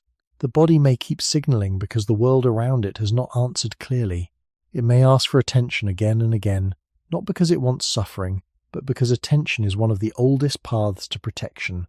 This does not mean pain should be ignored, explained away, or treated as only psychological. Pain is real, and persistent or severe pain belongs with proper medical understanding. But in the story of this video, the important point is that pain is a protective language, not a simple enemy. It can become too loud, it can become confusing, it can remain after the first cause has faded, yet its deeper purpose is still connected to survival. The modern world often asks people to override pain quietly. Keep working, keep sitting, keep looking at the screen, keep answering, keep moving through the schedule. The older body may refuse that silence. It may use discomfort to pull the person back toward the physical truth that no mind can escape for long. The body has limits, and limits are not failures. they are part of being alive. When your body seems to work against you through pain, it may be doing something more ancient than punishment. It may be guarding a boundary. It may be remembering that injuries once changed the path of a day, the safety of a night, the ability to move with others, and the chance to continue. In a protected modern room, that warning can feel excessive. But from the body's long history, caution is not meaningless. It is the old voice of survival asking to be heard before harm becomes larger than the body can carry. The human body carries a strange contradiction. It resists sitting for too long, yet it also resists moving when movement feels unnecessary. A person may sit for hours and begin to feel stiff, dull, heavy, or restless. The back may ache. The hips may tighten. The neck may lean toward the screen. The legs may feel unused, almost forgotten. Then, when the person decides to move, the body may answer with reluctance. It wants the chair, even though the chair has helped create the discomfort. It wants stillness, even though stillness has made it feel worse. This contradiction can make the body seem deeply unreasonable. Why would it suffer from sitting but still prefer to remain seated? The answer begins in the old balance between saving energy and using the body enough to keep it ready. Human beings did not evolve for endless sitting, but they also did not evolve for meaningless movement. The body was shaped around purposeful effort, varied posture, and recovery. Movement mattered when it served life. Rest mattered when it protected energy. The modern chair breaks that older relationship. It gives the body rest without true recovery, stillness without natural completion, and support without variety. The body accepts the support because saving energy is an old instinct. Then it complains because the living tissues were not meant to stay folded into the same shape for so long. In older human environments, rest was usually more varied than modern sitting. People could squat, kneel, lean, lie on different surfaces, stand, walk slowly, shift weight, or gather close to others. The body changed position because the environment and the task changed. Even rest had texture. The ground was not shaped like a padded chair. The body had to make small adjustments. Muscles softened, then engaged again. Joints moved through different angles. Balance was used lightly even during pauses. Today, a chair can remove much of that subtle movement. It holds the person in a narrow form while the mind continues working. The body is resting in one sense, but fixed in another. Over time, that fixed rest can become strain. This is why long sitting can feel easy at first and uncomfortable later. The energy cost is low, but the cost of repetition rises. The body saves effort in the short moment, then pays for the saving through stiffness, discomfort, and a quiet loss of liveliness. Human origins make this contradiction easier to understand. Our bodies came from animals that moved through real terrain. Upright walking changed the spine, pelvis, feet, and balance. Hands became free for carrying, making, gathering, and caring. Muscles and joints were shaped not for one perfect posture, but for changing relationships with ground, tools, children, food, shelter, and other people. Stillness existed, but it was not usually the dominant shape of the waking day. Modern life can ask the body to become almost furniture while the mind remains active. The eyes move, the fingers move, the thoughts move, but the larger body waits. That waiting can feel safe, because no energy is being spent. Yet the body's deeper design depends on circulation, shifting pressure, muscle use, breath, and sensory contact with space. When those things narrow for too long, the body begins to send messages. They may not be dramatic. They may appear as fidgeting, soreness, sleepiness, numbness, impatience, or a sudden desire to stretch. These messages are not random. They are the body's way of asking for the world again. Still, when the moment comes to stand up, the old conservation system may resist. Movement requires a beginning, and beginnings cost energy. The chair has become familiar. The body has lowered its demand. The mind may know movement would help, but the older body asks whether it is necessary now. This is the double bind of modern comfort. Stillness becomes uncomfortable, but movement becomes harder to start. Your body can feel as if it is working against you because two ancient rules are pulling in different directions. One rule says, do not waste energy without reason. The other says, do not let the body lose contact with movement, ground, and varied use. In the old world, these rules often supported each other. In the modern room, they collide quietly inside the same tired body. The body's resistance to movement often grows stronger after stillness has lasted too long. This seems backward, because the person may assume that rest should make movement easier. Sometimes it does. True rest can restore strength, calm the nervous system, soften fatigue, and prepare the body to begin again.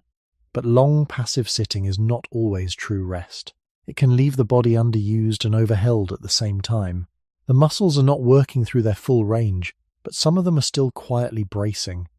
The joints are not traveling through varied positions, but they are held in repeated angles. The breath is not necessarily deep, but the body is not fully relaxed. Attention may remain busy even while the larger body is motionless. After hours in this condition, standing up can feel like starting an old engine in cold air. The body does not move smoothly because it has not been resting as a whole living system. It has been parked. The chair has reduced effort, but it has also reduced feedback. The feet have not met changing ground. The hips have not opened and closed through many patterns. The spine has not adjusted to distance, carrying, reaching, or turning. The eyes have focused near, while the body has stayed small. When movement finally appears, it can feel like a demand rather than a continuation. This is very different from the older pattern of human activity. In many past environments, movement and pause were mixed throughout the day. A person might walk, stop, bend, carry, sit near others, stand again, prepare food, gather material, adjust to heat or cold, and shift according to the needs of the moment. We cannot describe every group or every day with certainty, but the general relationship between human bodies and varied movement is clear. The body was not usually locked into one supported shape, while the mind performed hours of abstract work. Movement emerged from the world. It had natural entrances and exits. Modern movement often has to be chosen against the pull of the environment. The floor is flat. The chair is available. The screen keeps asking. The task continues. The body's older cues are weak. Without a clear reason to move, conservation wins. Yet without movement, discomfort grows. This creates the modern loop. Stillness makes the body dull, and dullness makes movement less inviting. The less the body moves, the more movement feels like an interruption. The more movement feels like an interruption, the more the body prefers the stillness that is quietly tiring it. The human origin story helps explain why this loop feels so unnatural. Our bodies did not become human by escaping physical life. They became human through a long relationship with physical life, walking upright, using hands, carrying food and children, making tools, cooperating across distance, and learning from landscapes. The body was not built only to burn energy. It was built to receive information through movement. Muscles, joints, balance, skin, and vision help the nervous system understand where the body is and what the world is asking from it. When movement becomes too rare or too narrow, the body loses some of that conversation. It may feel heavier not because it lacks all strength, but because the world is no longer speaking to it through varied use. Modern sitting silences many of those messages. Then, when the person tries to move, the body has to reopen a conversation that has been paused for too long. This is why the first moments of movement can feel harder than the later moments. The body may need time to remember that motion is not always danger, effort is not always waste, and discomfort at the beginning does not always mean stop. Still, the older conservation system remains cautious. It asks whether energy should be saved. It asks whether the familiar position is safer. It asks whether the task can be delayed. In a world of scarcity, such hesitation could protect life. In a world of chairs, screens, and long indoor hours, the same hesitation can quietly trap the body inside the very stillness that makes it uncomfortable. Your body seems to resist both sitting and moving because it is caught between two old needs, the need to conserve energy and the need to stay physically connected to a changing world. Modern life gives one need too much support and gives the other too few invitations. The contradiction between sitting and moving becomes even clearer when we notice that the body does not only want less effort, It wants meaningful effort. A tired modern body may resist exercise, yet feel strangely relieved after walking outside. It may dislike the idea of standing up yet loosen after a few minutes of simple movement. It may feel heavy in a chair, yet more awake after changing posture, breathing more fully, or looking farther into space. This is not because the body suddenly becomes a different body.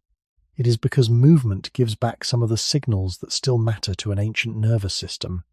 The feet meet the ground, the eyes widen beyond a screen, the spine shifts, the lungs change rhythm, the skin notices air, the muscles stop holding one silent shape. The body receives evidence that it is not trapped in stillness. Modern life often forgets that movement is not only a way to spend energy, it is also a way for the body to know where it is, how safe it feels, how awake it should be, and whether the day has a natural direction. In the older human world, movement was usually attached to place and purpose. Walking could lead to food, water, shelter, tools, people, shade, or fire. Carrying could serve a child, a meal, a camp, or a task.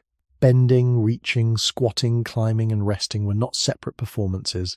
They belonged to the same living day.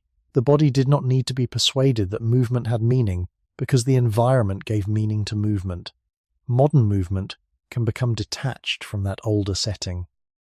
It may happen on a machine, inside a room, under artificial light, after long hours of stillness. For a goal the body cannot feel immediately. The thinking mind understands the reason, but the older body may not feel the same invitation. It may resist because the movement seems like cost without landscape, effort without story, energy without visible return. At the same time, the body suffers when movement disappears. This is why the modern person can feel caught. The body does not want to sit forever, but it also does not rush toward movement that feels disconnected from life. Human origins show that this is not a moral failure. It is a mismatch in context. The body's movement systems were shaped by varied ground, changing tasks, social presence, and physical necessity. The modern room can remove nearly all of these. It gives a flat floor, a soft seat, a fixed screen, predictable temperature, and work that may be urgent in the mind but almost invisible to the muscles. The body then tries to solve an old problem with too little information. It saves energy because nothing in the immediate surroundings demands effort. It grows uncomfortable because living tissue still needs circulation, pressure changes, balance, range, and contact with space. It sends discomfort, but it also resists the first cost of beginning. That is why the body can feel like an opponent. It says stay, then it says this stillness hurts. It says move, then it says not yet. But these are not random commands. They are two halves of an old survival rhythm that modern life has separated. One half protects energy, the other protects capacity. Energy without capacity becomes stored stillness. Capacity without energy becomes exhaustion. A living body needs both, and it needs a world that helps them meet. The ancient body found that meeting through necessity, terrain, weather, work, and rest. The modern body often has to find it through chosen rhythms that do not always feel natural at first. This does not turn the body into an enemy. It shows how delicate its logic is. Your body resists sitting because it was not meant to disappear into a chair. It resists moving because it was not meant to waste effort without reason.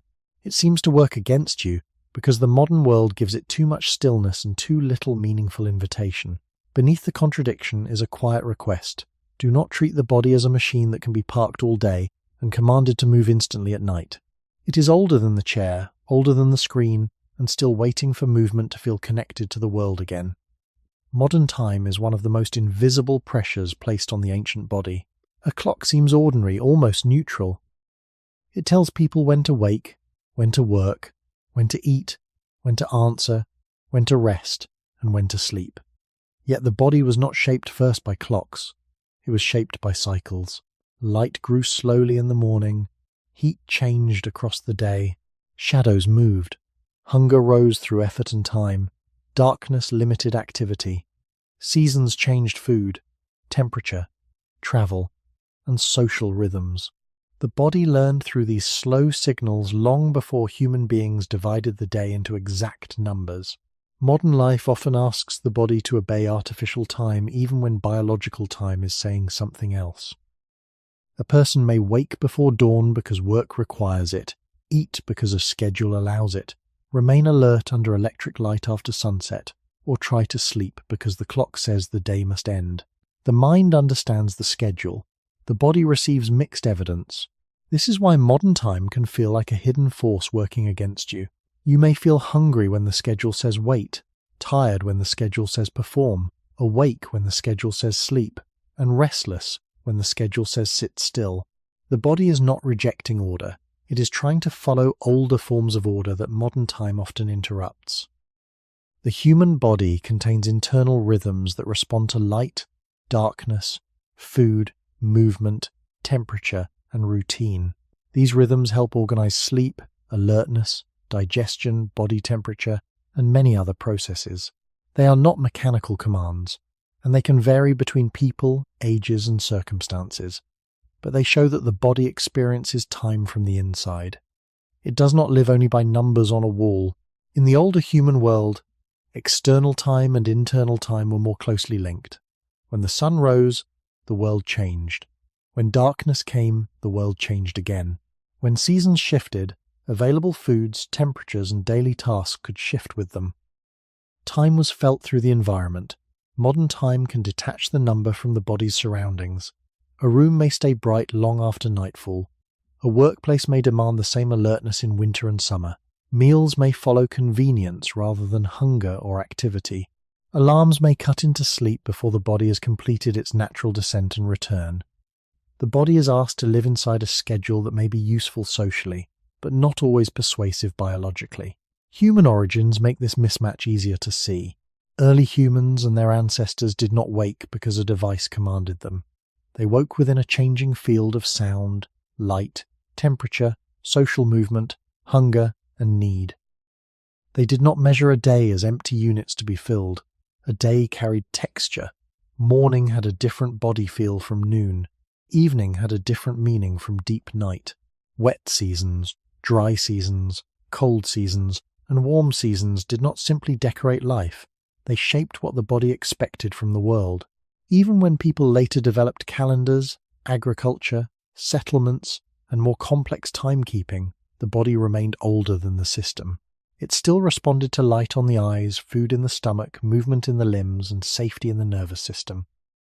Modern clocks are powerful because they coordinate society, but they can also place the body under a form of pressure that feels strangely abstract. The body may not understand why alertness must appear at exactly the same hour every day, regardless of sleep quality, stress, daylight, age, season, or recovery. It may not understand why hunger should be ignored until an approved break. It may not understand why the mind continues working after the natural day has faded. This does not mean modern schedules are wrong or useless. They make shared life possible, but they can create friction with an older body that expects time to be sensed, not merely assigned. When your body feels out of sync, it may not be failing at discipline. It may be living between two clocks, the social clock outside you and the biological clock within you. The social clock moves by agreement. The biological clock moves through light, darkness, food, movement, stress, rest, and memory. Modern life often lets the first clock command the second. The result can be fatigue, hunger, alertness, sleepiness, and tension arriving at inconvenient times, as if the body has lost its manners. But from the body's older view, it is not being rude. It is still listening for dawn, dusk, effort, stillness, warmth, cold, and the slow signals that once told human beings where they were in the living day. The confusion of modern time becomes strongest when the body is asked to repeat the same rhythm while the living world keeps changing. A clock can say that every morning is equal.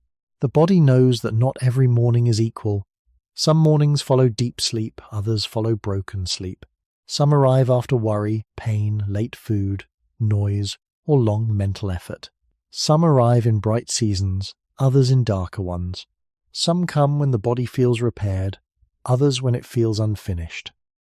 Yet modern life often treats time as if the body should reset perfectly at the same hour each day. The alarm sounds, and the person is expected to become useful. The meal break arrives, and the person is expected to be hungry or not hungry according to the schedule. Evening comes, and the person is expected to stop working, relax quickly, and sleep on command. This creates a quiet pressure because the body does not move through time like a machine. It moves through time like a living record of what has just happened. Yesterday remains in the body. Poor sleep remains. Stress remains. Long stillness remains. Bright light remains. Heavy thought remains. The clock may turn to a new day, but the body may still be carrying the old one. This is why a person can feel strangely betrayed by their own rhythms.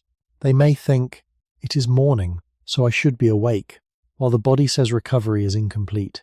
They may think, "It is night, so I should be sleepy," while the body says the day has not truly ended. The mismatch is not only psychological, it is built into the difference between artificial time and biological continuity. In older human life, days were not identical units. The body was guided by changing conditions, weather, hunger, terrain, social need, illness, injury, light, and season. There could be repeated routines, but those routines were embedded in the physical world. If rain changed the ground, movement changed. If heat was strong, effort changed. If food was scarce, attention changed. If a child needed care, sleep changed. If cold deepened, the body gathered warmth differently. Time was flexible because survival required attention to context. Modern time is often less flexible. It must coordinate work, transport, markets, schools, communication, and social systems. This coordination is useful, but it can make the body feel as if it is always being pulled into a rhythm that does not fully belong to it. Human origins remind us that the body learned time before the mind invented schedules. The body learned dawn through light, not numbers. It learned fatigue through effort, not productivity charts. It learned hunger through energy use and opportunity, not fixed meal labels. It learned night through darkness, cooling, quieter activity, and the settling of others. When these signals are replaced by alarms, artificial light, constant indoor temperature, and planned hours, the body can still function, but it may not feel deeply oriented. It may become tired at the wrong time, alert at the wrong time, hungry at the wrong time, or tense during supposed rest. The person may blame themselves for poor discipline, but the body may simply be responding to a time structure that lacks the older sensory evidence it expects. This is especially clear when work and worry enter every part of the day. In many modern lives, morning begins with information, the day continues with tasks, and evening remains open to messages, obligations, or distant events. The clock may divide time into work and rest, but the nervous system may not feel that division. If the body keeps receiving signals of demand, it may not believe rest has begun. If the stomach receives food late, digestion may become part of the night.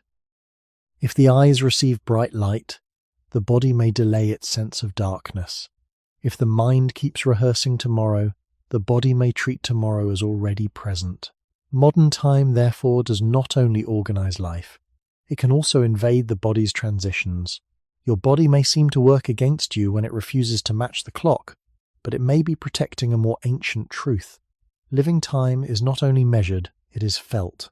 It is felt in light, breath, movement, hunger, warmth, social calm, and the slow release of the day. When those feelings are missing, the body may not follow the schedule cleanly, because the old clock inside it is still waiting for the world to prove what time it really is. Modern time also confuses the body because it turns waiting into a constant condition. In an older physical world, waiting often had a shape. Waiting for light meant darkness was still present. Waiting for food meant the landscape, season, tools, or group effort mattered. Waiting for warmth meant cold could be felt. Waiting for danger to pass meant the body was oriented toward a real place or sound. Waiting was tied to the world. Modern waiting is often abstract. A person waits for a reply, a result, a payment, an appointment, a deadline, a decision, a number, or a future event that has no physical form in the room. The body remains in the present, but the mind stretches forward. This can make the nervous system live in unfinished time. The day is here, yet part of the body is already leaning into tomorrow. The room is safe, yet attention is attached to something that has not happened. This is another way the body can seem to work against you. It becomes tense before there is anything to do. It becomes tired before anything has arrived. It loses calm not because the present is dangerous, but because modern time keeps filling the present with possible futures. The ancient body was capable of anticipation. Human beings survived partly because they could remember the past and prepare for what might come.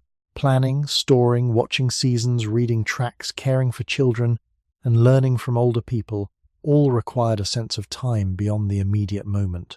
But that future was usually connected to visible signs. Clouds, tracks, ripening plants, animal movement, cold air, group decisions, hunger, illness, or distance. The future was imagined through the world. Today, the future can arrive as symbols, schedules, numbers, and silent possibilities. The body may react to them as if they are already near. A calendar can create tension days before an event. A message can make the heart change before the conversation begins. A financial number can tighten the stomach, even when the body is sitting safely. The modern mind understands symbols, but the older body feels their consequences before they are real in physical space. This is why time pressure can become bodily pressure. The clock is outside, but the tension is inside. Human origins help explain why this pressure feels so deep.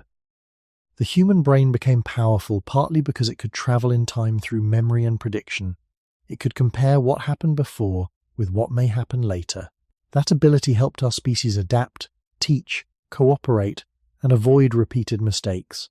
Yet the same ability can become heavy when the future expands beyond the body's ability to act.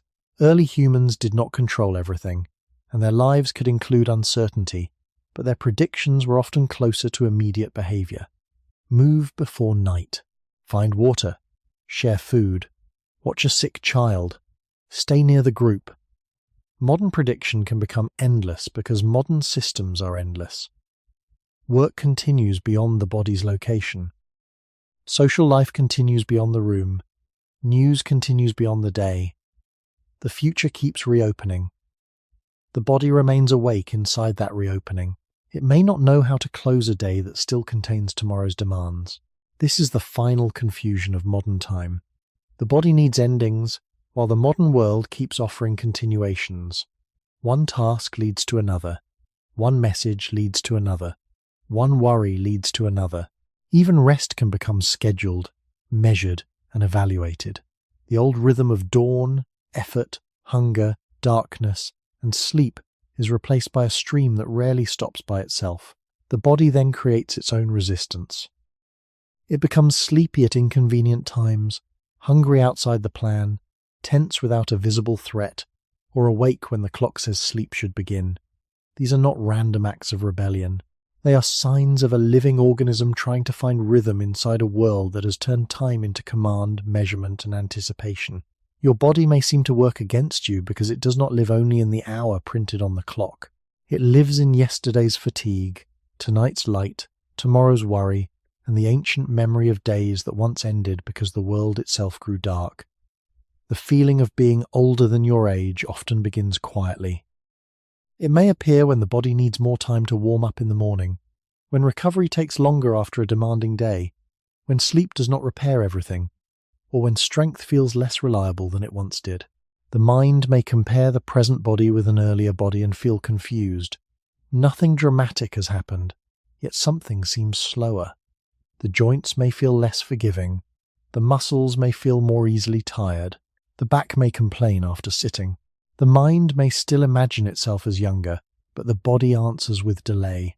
This can feel like betrayal, as if the body has started to withdraw before it should. But the feeling of aging is not only about the number of years lived.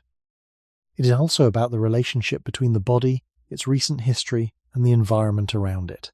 A person can feel older when the body is under-rested, under-moved, overstimulated, poorly recovered, stressed, isolated, or held too long in narrow patterns.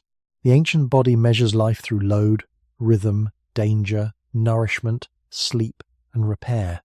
It does not simply read age as a number, it reads condition. This is why modern life can make the body feel older than the calendar says it is. The body may not be failing in one sudden way. It may be responding to many small signals that tell it recovery is incomplete. In older human environments, age also had to be understood through function, not numbers alone. We should be careful not to imagine prehistoric life as one simple story, and we should not claim that every person aged in the same way. Human groups differed widely across landscapes and eras, but broadly, the body's abilities mattered directly. Could a person walk with others, carry, gather, remember routes, care for children, prepare food, make tools, read weather, share knowledge, recover from injury, and remain connected to the group? Aging was not only a birthday, it was a changing relationship with effort, dependence, memory, and role. Modern life has changed that relationship. Many people now live with much longer expectations for productivity, independence, appearance, and performance. The body is asked to remain energetic, focused, calm, mobile, and resilient across artificial schedules and long indoor years. At the same time, the conditions that support bodily resilience can become weaker. Less varied movement, more sitting, less natural light, more stress without physical release, less deep sleep, more constant stimulation. The body may therefore feel older, not because time alone has passed, but because the environment keeps asking for performance while reducing many older forms of recovery. Human origins help explain why this matters. The human body was never just a collection of parts. It was a living system shaped by movement, rest, food, social care, daylight, weather, and meaningful effort. Muscles did not exist only for strength. They supported posture, warmth, movement, balance, and interaction with the world. Bones responded to load. Sleep supported repair and memory. Social connection helped regulate safety. The nervous system adjusted to rhythms of threat and relief. In modern life, these systems can be pushed out of rhythm long before a person thinks of themselves as old. The body may carry the weight of repeated stress, short sleep, static posture, and unfinished recovery, then express that weight as heaviness, stiffness, slower healing, or reduced energy. The person may call it aging because aging is the nearest word, but sometimes the body is describing accumulated mismatch. This does not mean aging can be escaped, denied, or reversed by simple thinking. Aging is real. Bodies change over time. Tissues repair differently. Strength, flexibility, sleep, and recovery can shift across life. But the feeling of being older than your age is often shaped by more than biology alone. It is shaped by how the modern world uses the body. Your body may feel older because it is being asked to live in a way that gives too many demands and too few ancient supports. It carries time, but it also carries stress, stillness, light, hunger, tension, and the quiet memory of a human body that once aged inside a more physical world. A body can feel older when recovery no longer matches expectation. The mind often expects repair to be quick because modern life moves quickly. A difficult day should be followed by sleep, and sleep should restore the body. A stiff back should soften after rest. A stressful week should fade when the weekend arrives. A tired mind should become clear after a quiet evening. But the body may not recover according to the speed of the schedule. It may carry yesterday into today and last week into this week. This can feel discouraging because the modern world is built around rapid reset.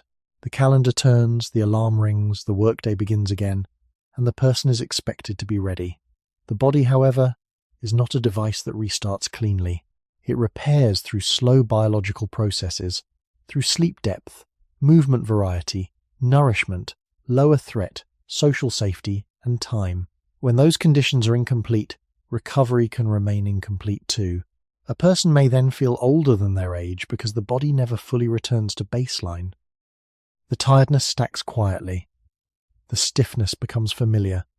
The nervous system stays slightly guarded. The muscles feel less responsive. None of this proves that the body is broken. It may show that the body has been asked to perform without receiving enough of the older conditions that make repair feel real. In the long human past, recovery was not always easy or guaranteed. Injury, infection, hunger, cold, and danger could make healing difficult. We should never romanticize that world. But recovery was still tied to physical reality in a more direct way.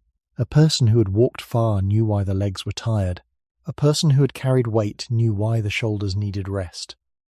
A group settling near warmth, food, and familiar company gave the body clearer evidence that strain had changed into safety. Modern strain can be less visible. A person may sit all day and still become exhausted. They may feel pressure from work, messages, money, family, and distant information, while the body remains physically still. By evening, there is fatigue without a clean physical story. The body needs recovery, but the person may not know what kind of recovery is missing. Sleep may be shortened by light, worry, or irregular hours. Rest may mean more sitting. Relaxation may come through more screens. Food may answer tiredness for a moment without solving the deeper need for rhythm. The body tries to repair inside the same conditions that created the strain. That is why recovery can feel slow, and slowness can be mistaken for aging. Human origins help make this clearer.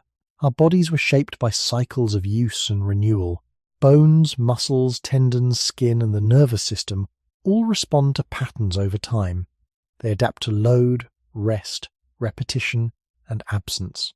A body that meets varied movement receives different signals from one held in the same posture. A body that sleeps in real darkness receives different signals from one kept alert by light and worry. A body surrounded by trusted social presence receives different signals from one carrying stress alone. These are not magical ideas. They are ordinary features of a social, biological organism. The body is always asking what kind of world it lives in. If the answer is narrow movement, long alertness, unclear rest, and repeated pressure, the body may become more guarded and less elastic. It may feel older because it is conserving, protecting, and slowing under accumulated demand. This is where the title becomes especially personal. Your body seems to work against you when it does not recover as quickly as you believe it should. Yet the body may be refusing the false promise of modern speed. It may be saying that repair cannot be rushed by the clock, that sleep is not only time in bed, that rest is not only the absence of work, and that youthfulness is not only a number. The ancient body still repairs through conditions, not commands.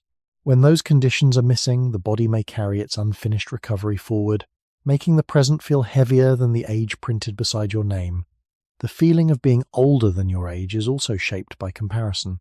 The mind remembers a body from earlier years, or sees other people moving with ease, and begins to measure the present body against an image. The body may feel slower, but the comparison can make the slowness feel like failure. It may feel stiffer, but the comparison can make stiffness feel like decline. It may need more recovery, but the comparison can make recovery feel like weakness. Modern life strengthens these comparisons because it constantly shows bodies without showing the full histories behind them. A person may see strength without seeing rest, movement without seeing pain, youth without seeing time, and health without seeing the private conditions that support it. The ancient body did not evolve inside such endless comparison. It lived inside immediate relationships, visible work, shared limits, and practical roles. A person's value was not only the freshness of muscle or the smoothness of movement. Memory, knowledge, care, patience, skill, and social trust mattered too. In many human communities, older bodies could carry information that younger bodies did not yet have. Where to find food, how seasons change, which plants matter, how to read weather, how to settle conflict, how to care for children, how to remember the dead, and how to hold a group together through difficulty. We cannot describe every past society in one simple way, but human life has long depended on more than physical speed. Modern culture often forgets this. It asks the body to remain young while asking the mind to carry adult burdens. It praises energy while creating exhaustion. It celebrates performance while weakening recovery. Under that pressure, the body may feel older not only because it is changing, but because it is being judged by a narrow idea of what a body should be. Aging itself is not an enemy hiding in the body. It is part of being alive. Every living system changes through time. Tissues repair, adapt, stiffen, soften, strengthen, weaken, and respond to use. The problem is that modern life often treats every change as a defect, every pause as delay, and every need for recovery as proof that the body is losing a race. The older human story suggests a quieter view. A body is not only a tool for speed, it is a record of living. It carries work, rest, hunger, sleep, injury, care, stress, affection, fear, sunlight, darkness, movement, and waiting.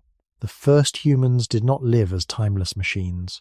They lived as bodies passing through childhood, dependence, strength, injury, learning, aging, and eventual decline. The body was never meant to remain one fixed version of itself. It was meant to change while continuing to belong to life. When modern life makes your body feel older than your age, it may be partly because the world around you has removed many of the older ways that change was given meaning. Slower movement can seem useless when life values only speed. Rest can seem wasteful when life values constant output. Pain can seem like interruption when life forgets that pain once protected boundaries. Fatigue can seem shameful when life pretends that energy should be endless. Your body then appears to be working against you because it refuses the modern fantasy of a body without history. It carries history into every morning. It remembers yesterday in the muscles, old stress in the breath, old habits in posture, old losses in the nervous system, and old human origins in the need for rhythm, darkness, movement, food, shelter, and belonging. This does not mean we should surrender to every discomfort or accept every decline without care. It means we can understand the body more honestly. The body that feels older than expected may not be betraying the person inside it. It may be telling the truth that modern life often hides. No body is separate from the conditions it lives through. Strength depends on use and recovery. Calm depends on safety and rhythm. Energy depends on sleep, food, movement, and time. Aging depends not only on years, but on how those years are carried. So when the body feels older than the number attached to it, the question is not only what age has done to the body, it is also what kind of world the body has been asked to endure while still trying quietly to keep life going. Comfort can quietly weaken resilience, because the body was not shaped only by protection. It was also shaped by small challenges, repeated adjustments, and changing conditions. A warm room protects the body from cold. A soft bed protects it from hard ground. A chair protects it from standing. A car protects it from distance. Stored food protects it from hunger. These protections are real achievements, and they should not be dismissed. Much of human history involved risks that modern comfort has mercifully reduced. Cold, infection, injury, hunger, dangerous travel, and exposure could all become serious burdens. Comfort has saved energy, reduced suffering, and made many lives safer. But there is a quiet paradox inside that success. When the body is protected from nearly every small challenge, it may receive fewer chances to practice adjustment. It may become less familiar with temperature changes, varied movement, real darkness, natural fatigue, and the slow rhythm between effort and recovery. The body does not become strong simply because life is hard, and hardship should never be romanticized. But a living body does need signals. It needs contrasts. It needs to meet the world enough to keep its systems responsive. Modern comfort can sometimes remove the danger and the signal together. This is why a comfortable life can still feel physically fragile. The body may be safe, yet less adaptable. It may be protected, yet more easily disturbed. It may be spared from effort, yet more tired when effort finally appears. In the older human world, resilience was not an abstract virtue. It was a daily negotiation with surroundings. The body adjusted to heat and cold, to walking and resting, to hunger and fullness, to daylight and darkness, to social closeness and separation, to the demands of tools, children, shelter, food, and weather. These adjustments did not make life perfect. They did not protect everyone from illness or pain, but they kept the body in conversation with changing reality. Modern comfort can make that conversation quieter. The room stays the same temperature, the floor stays flat. The seat holds the body in one shape. Food appears before a long search. Light continues after sunset. Noise and information continue without physical movement. The body is no longer asked to adjust in many old ways, yet it is asked to handle new pressures that are less visible. Long attention, social comparison, artificial light, mental overload, and stress without action. This creates an unusual exchange. The body is protected from ancient hardships while exposed to modern strains. Its resilience may then become uneven. It may handle comfort well, but struggle with disruption. It may manage routine, but react strongly to change. It may remain calm in sameness, yet feel overwhelmed when sleep is poor, food is delayed, temperature shifts, or movement suddenly becomes necessary. Human origins help explain why this matters. The human body developed through flexibility more than specialization. Humans were not the fastest, strongest, best armored, or most naturally protected animals. Survival depended on adaptation, using tools, sharing knowledge, moving across environments, cooperating, learning from elders, caring for children, and changing behavior when conditions changed. The body was part of this flexible life. Sweating helped manage heat. Hands helped manipulate the world. Upright walking allowed travel and carrying. Social nervous systems helped read safety and threat, among others. None of these traits made humans invincible. They made humans responsive. Comfort becomes a problem only when it reduces responsiveness while increasing expectation. The modern person may expect the body to remain strong, calm, lean, rested, focused, and pain-free, while the environment gives it long-sitting, constant light, easy food, shallow rest, repeated stress, and fewer natural contrasts. Then the body appears to work against the person. It becomes stiff after ease, tired after convenience, restless after safety, and sensitive after protection. The deeper truth is not that comfort is bad. The deeper truth is that comfort is incomplete. It can protect the body from harm, but it cannot replace the body's need for rhythm, variation, and contact with the living world. A body that never meets small changes may become less prepared for larger ones. A body that is always held may forget how to adjust. A body that is always soothed may become more startled by discomfort. In this way, comfort can quietly make resilience thinner, not because the body wants suffering, but because the ancient body still needs enough reality to remember how to respond. Resilience is not the same as toughness in a dramatic sense. It is often quieter than that. It is the body's ability to shift, settle, recover, and respond without being thrown too far from balance. A resilient body does not need a hard life, but it does need enough variation to remember how change feels. Modern comfort can reduce that variation until even ordinary changes feel larger than they are. A cool room may feel like a shock. A missed meal may feel urgent. A night of poor sleep may disturb the whole next day. A longer walk may feel like an event instead of a natural extension of living. A silence without stimulation may feel uncomfortable. These reactions are not signs that the body is weak in a simple moral way. They are signs that the body has become used to a very narrow band of conditions. The ancient body was more often exposed to changing light, temperature, terrain, distance, hunger, fullness, noise, quiet, social closeness, and physical effort. Not every exposure was good, and some were dangerous, but the body's systems learned through change. They adjusted because the world kept asking them to adjust. When modern life smooths away many small changes, the body may become less practiced at shifting states. It can remain protected, but not deeply prepared.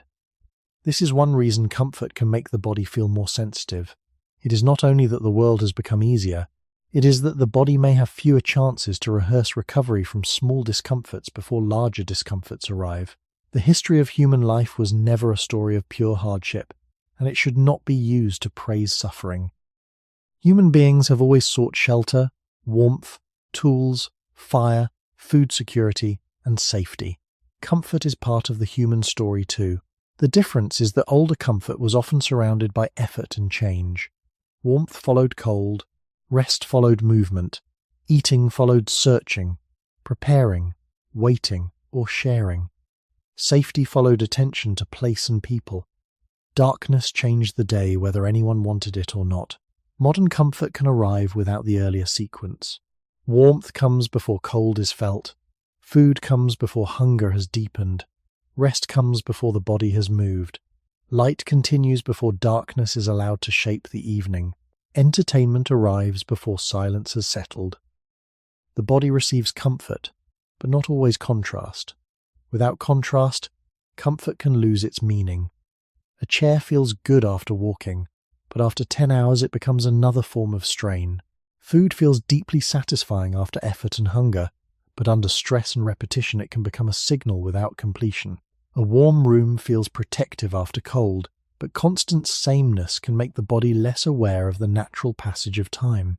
Human origins show why contrast matters. Our bodies are not isolated objects. They regulate themselves through relationship with surroundings. Temperature teaches blood vessels and skin to adjust. Movement teaches muscles, joints, and balance. Daylight and darkness teach timing. Social presence teaches the nervous system when it can soften. Effort teaches rest how to feel complete. When these relationships become too thin, the body may still function, but it may not feel fully alive or fully steady. It may become tired without effort, restless without danger, hungry without shortage, awake without purpose, and uncomfortable without clear injury. This is the subtle cost of comfort without rhythm. It protects the body from obvious hardship while leaving it undertrained for ordinary fluctuation.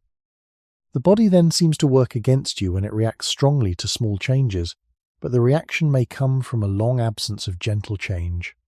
The ancient system is waiting for a world that asks it to adapt gradually.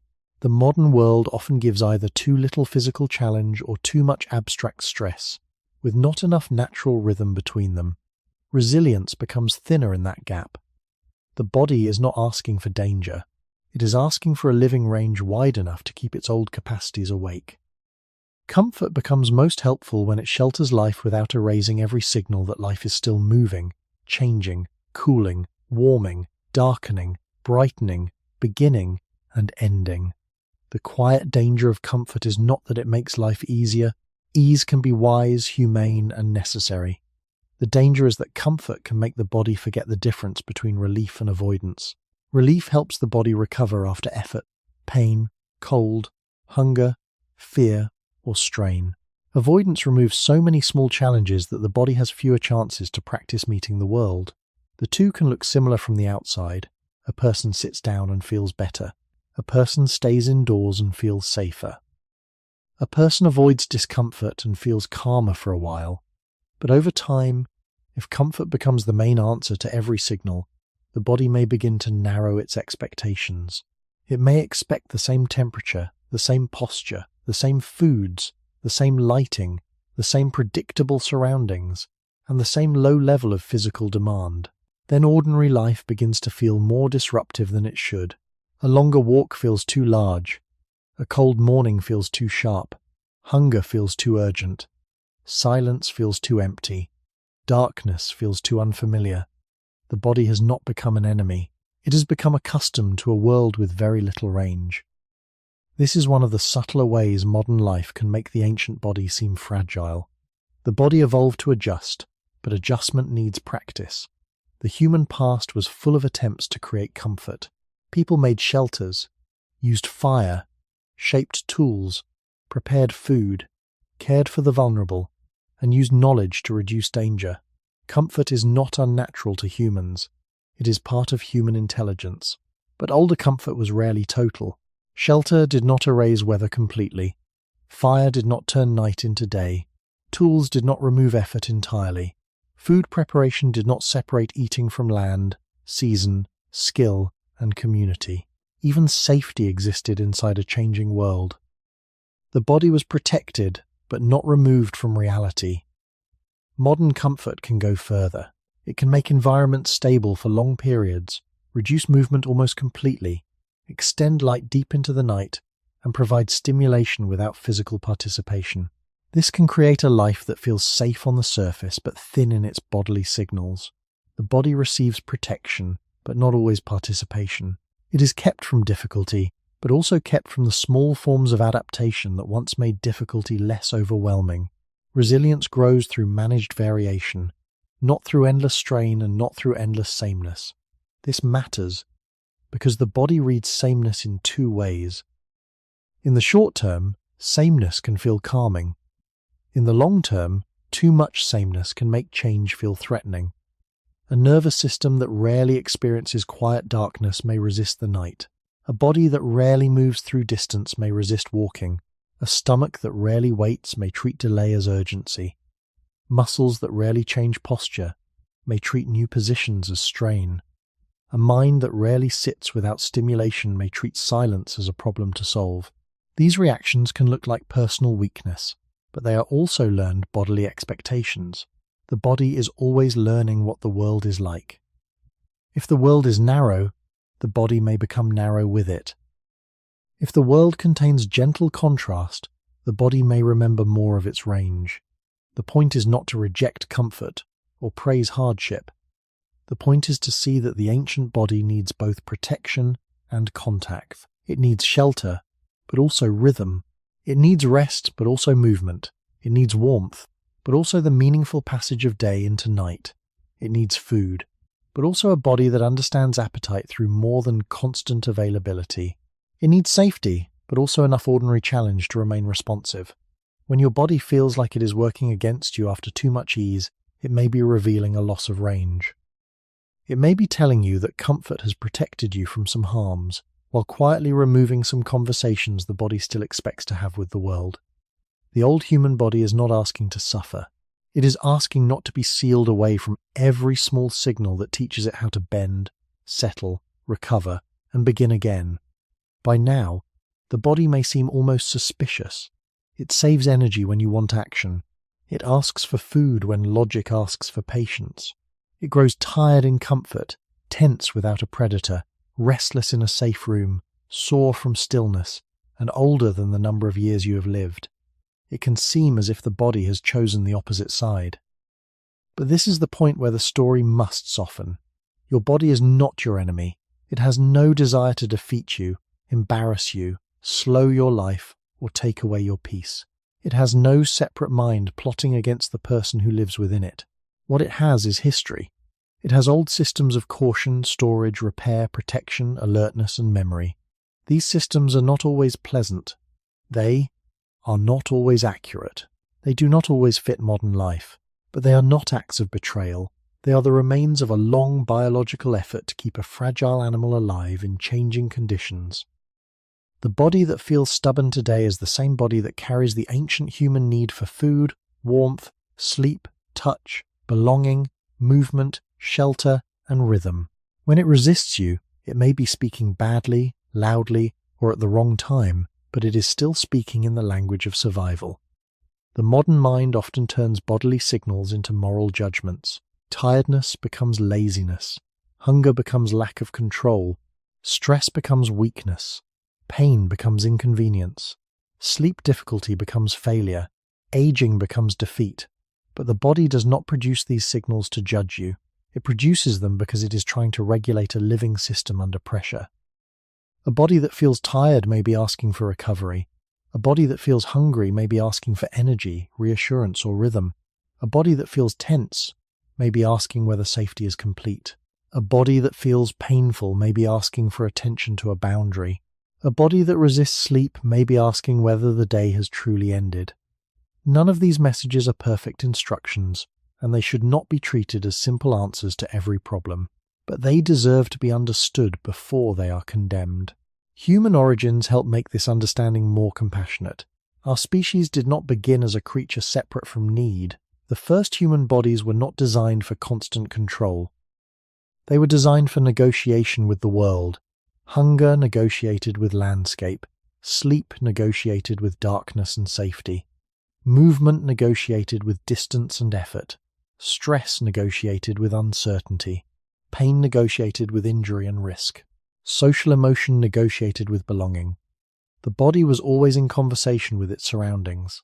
Modern life has changed the surroundings so quickly that the conversation often becomes confused. The body asks an old question, and the modern world gives a strange answer. The body asks for night and receives light. It asks for movement and receives a chair. It asks for social calm and receives messages. It asks for meaningful effort and receives abstract pressure. It asks for recovery and receives more stimulation. In that confusion, the body can seem hostile, but hostility is not the deepest explanation. mismatch is, the ancient body is trying to live inside a modern environment that often gives it comfort without rhythm, safety without calm, food without context, work without movement, and time without endings. Seeing the body this way does not solve every discomfort, and it does not remove the need for care, medicine, rest, or practical change when those are needed. But it changes the emotional meaning of the struggle. The body is not a broken servant that refuses orders. It is an old companion carrying rules from a world that no longer fully surrounds us. Some of those rules still protect life. Some now create friction. Some are too sensitive. Some are too slow to change. Yet all of them belong to the same long story, a living body trying, imperfectly, to keep going. When your body feels like it is working against you, it may be asking to be heard not as an enemy, but as a witness. It has witnessed hunger, darkness, cold, effort, fear, injury, care, aging, and survival across a history much longer than any single human life. It speaks from that history every day, even when the modern mind has forgotten how to listen. To stop seeing the body as an enemy, it helps to stop expecting it to behave like a machine. A machine follows commands when its parts are working. Press a switch, and the light should turn on. Enter a number, and the device should respond. Modern life often teaches the mind to expect this kind of obedience from the body. Wake now. Sleep now. Focus now. Calm down now. Stop hurting now. Have energy now. But the body is not built from switches.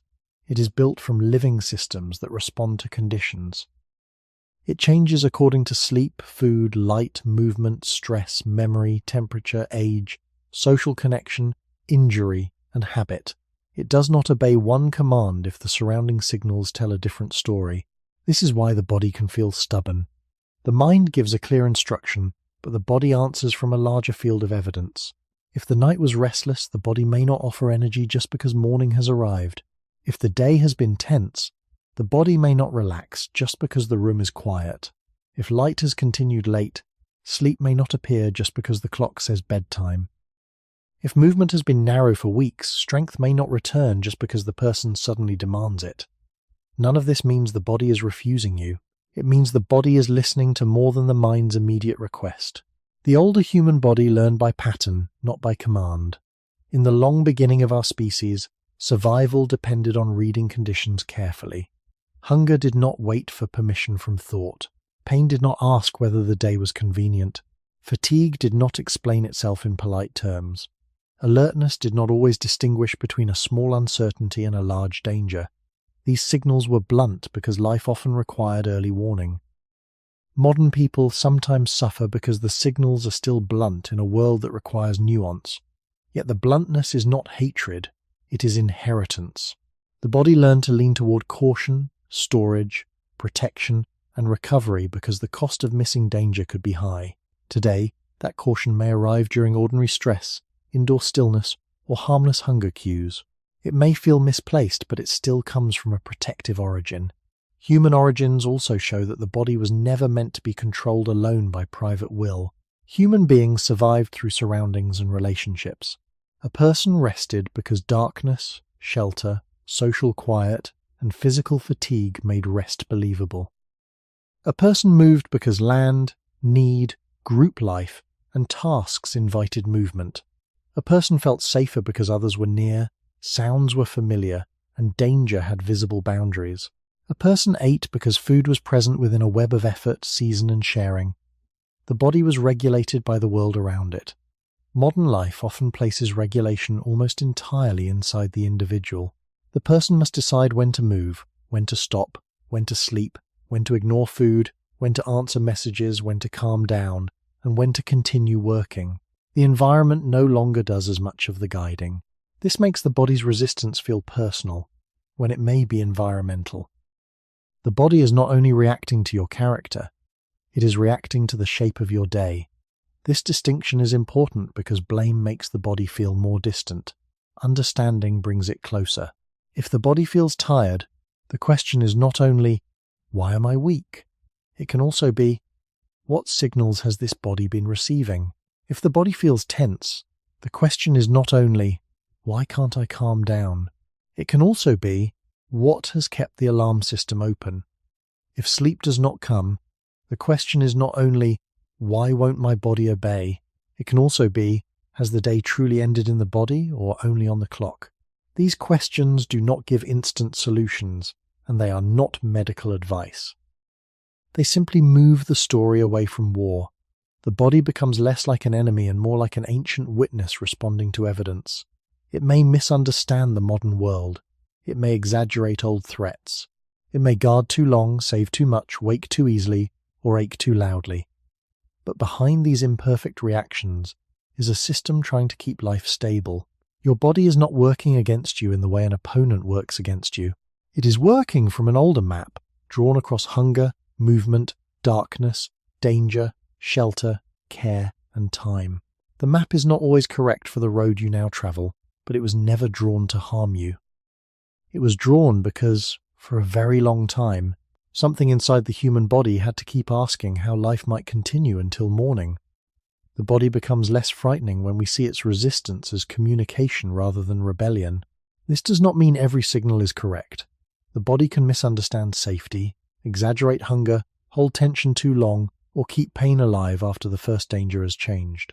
It can confuse stress with emergency, comfort with recovery, and stillness with rest. But even when the message is imperfect, it usually comes from a system trying to protect something. Hunger protects energy, fatigue protects repair, pain protects boundaries. Stress protects safety and belonging. Sleepiness protects restoration. Restlessness protects contact with movement and the world. These signals may arrive at the wrong time, in the wrong strength, or under modern conditions that make them difficult to interpret. Still, they are not empty. They are the body's older vocabulary. The mistake of modern life is often that it teaches people to answer every bodily signal with control, silence it, override it, push through it, ignore it, fix it quickly. Yet the human body was not built to be silenced forever. It was built to be listened to, tested against reality, guided by context, and supported by conditions that make regulation possible. In the long human past, a signal from the body was rarely separate from the world. Hunger pointed toward food, season, and effort. Tiredness pointed toward rest, shelter, and the end of exertion. Fear pointed toward sound, movement, weather, conflict, or uncertainty. Pain pointed toward a wound, a strain, or a limit. The body's messages were embedded in surroundings. Modern life can detach the message from the surrounding meaning. A person feels hungry under artificial light after a stressful day, but the hunger may be mixed with tiredness, memory, and comfort. A person feels tense in bed, but the tension may come from work, messages, light, and unfinished thought. A person feels pain while sitting, but the pain may come from repetition, stillness, stress, and lack of movement variety. The signal remains, but its meaning is harder to read. This is why the body can seem confusing without being hostile. It is still speaking, but the world has changed the language around it. Human origins remind us that the body was never meant to carry every burden alone. Human survival was supported by place, rhythm, tools, fire, food sharing, childcare, older knowledge, group attention, and repeated contact with the natural day. The body was personal, but life was not purely private. Modern life often places a private burden on the individual body. It asks one nervous system to process too much information, one mind to carry too many future possibilities, one pair of eyes to stare into artificial light, one spine to sit through hours of abstract work, one appetite to resist endless cues, and one sleep system to shut down while the world remains open. When the body strains under this load, it can look like weakness. But it may also be evidence that the load has become strangely shaped. The body is not rejecting life. It is asking for life to make sense at the level of flesh, breath, movement, darkness, nourishment, and belonging. That is why the phrase, "your body is not your enemy," matters. It does not turn discomfort into something pleasant. It does not deny that the body can be difficult, painful, unpredictable, or frightening. It simply changes the relationship. Instead of imagining a war between mind and body, we can imagine a long conversation between a modern person and an ancient organism. The modern person speaks in goals, schedules, plans, identities, and expectations. The ancient organism speaks in fatigue, hunger, tension, pain, sleep, warmth, cold, rhythm, and alertness. Neither language is complete alone. The mind can understand the future, but the body knows the cost of carrying it. The mind can create meaning, but the body knows when meaning has lost contact with rest. The mind can demand progress, but the body knows when repair has not finished. So when the body seems to work against you, the deeper question may not be how to defeat it. It may be how to hear what old form of protection is hiding inside the resistance, and what kind of modern life has made that protection feel so uncomfortable. What the ancient body is still trying to tell us may be quieter than fear, hunger, pain, or fatigue. Beneath all those signals is one simple message. The body belongs to a history longer than modern life. It does not begin with the alarm clock, the office chair, the glowing screen, the supermarket, the fixed schedule, or the private bedroom. It begins much earlier, in a world where human beings survived by reading light, weather, distance, food, danger, illness, touch, and one another. The body still carries that beginning, not as a perfect memory, but as a living pattern. It asks for energy because hunger once mattered. It asks for rest because repair once mattered. It asks for movement because ground, tools, shelter, and social life once required a body that could respond. It asks for darkness because night once gave the world a boundary. It asks for safety because sleep and recovery require trust. It asks for belonging because human beings did not survive as isolated minds. These requests can become uncomfortable in modern life, but they are not meaningless. They are reminders that the human body is not separate from the conditions around it.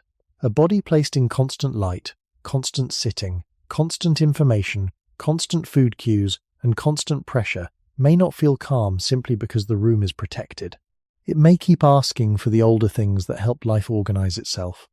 Rhythm, contrast, effort, recovery, and contact with a world that changes slowly enough for the nervous system to understand. This is not a call to return to the past. The past was not a cure. It held danger, pain, hunger, loss, infection, exposure, and uncertainty. Human beings spent much of history trying to reduce those burdens, and many forms of modern comfort are genuine achievements. The lesson is not that ancient life was better. The lesson is that the body was shaped before modern comfort became complete, and therefore comfort alone cannot answer every ancient need. A warm room may protect from cold, but it cannot replace the meaning of a day that has moved from effort into rest. A soft bed may protect the body from hard ground, but it cannot replace the deeper permission that comes from darkness, quiet, and a settled mind. Easy food may prevent shortage, but it cannot replace the older relationship between energy, movement, season, and shared life. A schedule may coordinate society, but it cannot erase the biological rhythms that still respond to light, sleep, hunger, and recovery. The ancient body is not asking us to suffer. It is asking us to remember that a living system needs more than convenience. It needs patterns that make sense. Human origins show this clearly. We became human through trade-offs, not perfection. Upright walking gave the hands freedom, but placed new burdens on the spine and legs. A large brain gave memory, language, and imagination, but required energy and made stress more complex. Social life gave cooperation and care, but also made belonging deeply important.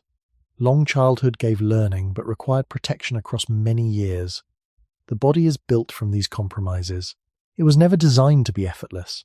It was designed to keep negotiating.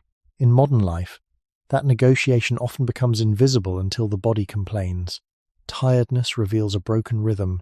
Hunger reveals old uncertainty. Pain reveals a boundary. Stress reveals a search for safety. Sleeplessness reveals a day that has not truly ended inside the body. When we see these signals this way, the question changes. Instead of asking why the body is so difficult, we can ask what history is still speaking through it. The body may be ancient, but it is not silent. It speaks through ordinary sensations, through the weight of morning, the pull of food, the ache of stillness, the alertness of night, and the longing for rest that feels deeper than sleep. Perhaps the body is still trying to tell us that being human has never meant escaping nature completely. It has meant carrying nature inward, even into the most modern room, and learning how to live with an old body in a world that keeps becoming new. The ancient body is also telling us that many modern struggles are not private failures. They are often the meeting point between an old organism and a new environment. This matters because shame makes the body harder to understand. When tiredness is treated only as laziness, its message is lost. When hunger is treated only as weakness, its history is lost. When stress is treated only as overreaction, its protective origin is lost. When pain is treated only as inconvenience, its warning is lost.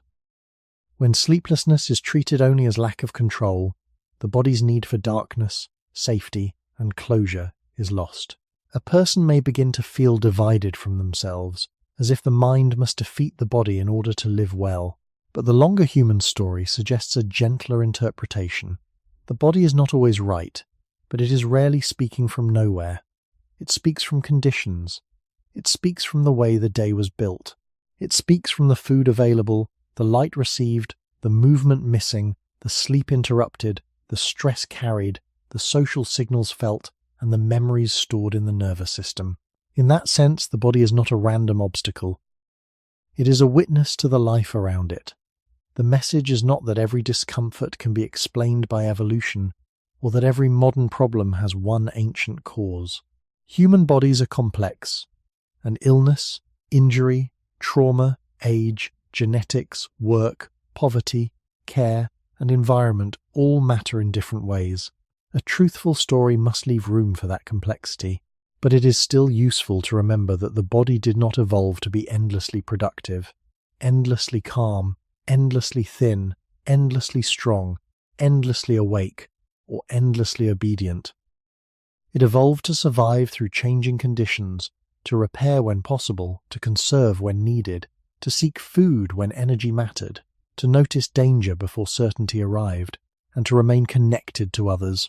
Modern life often asks for outputs that the body cannot give without cost.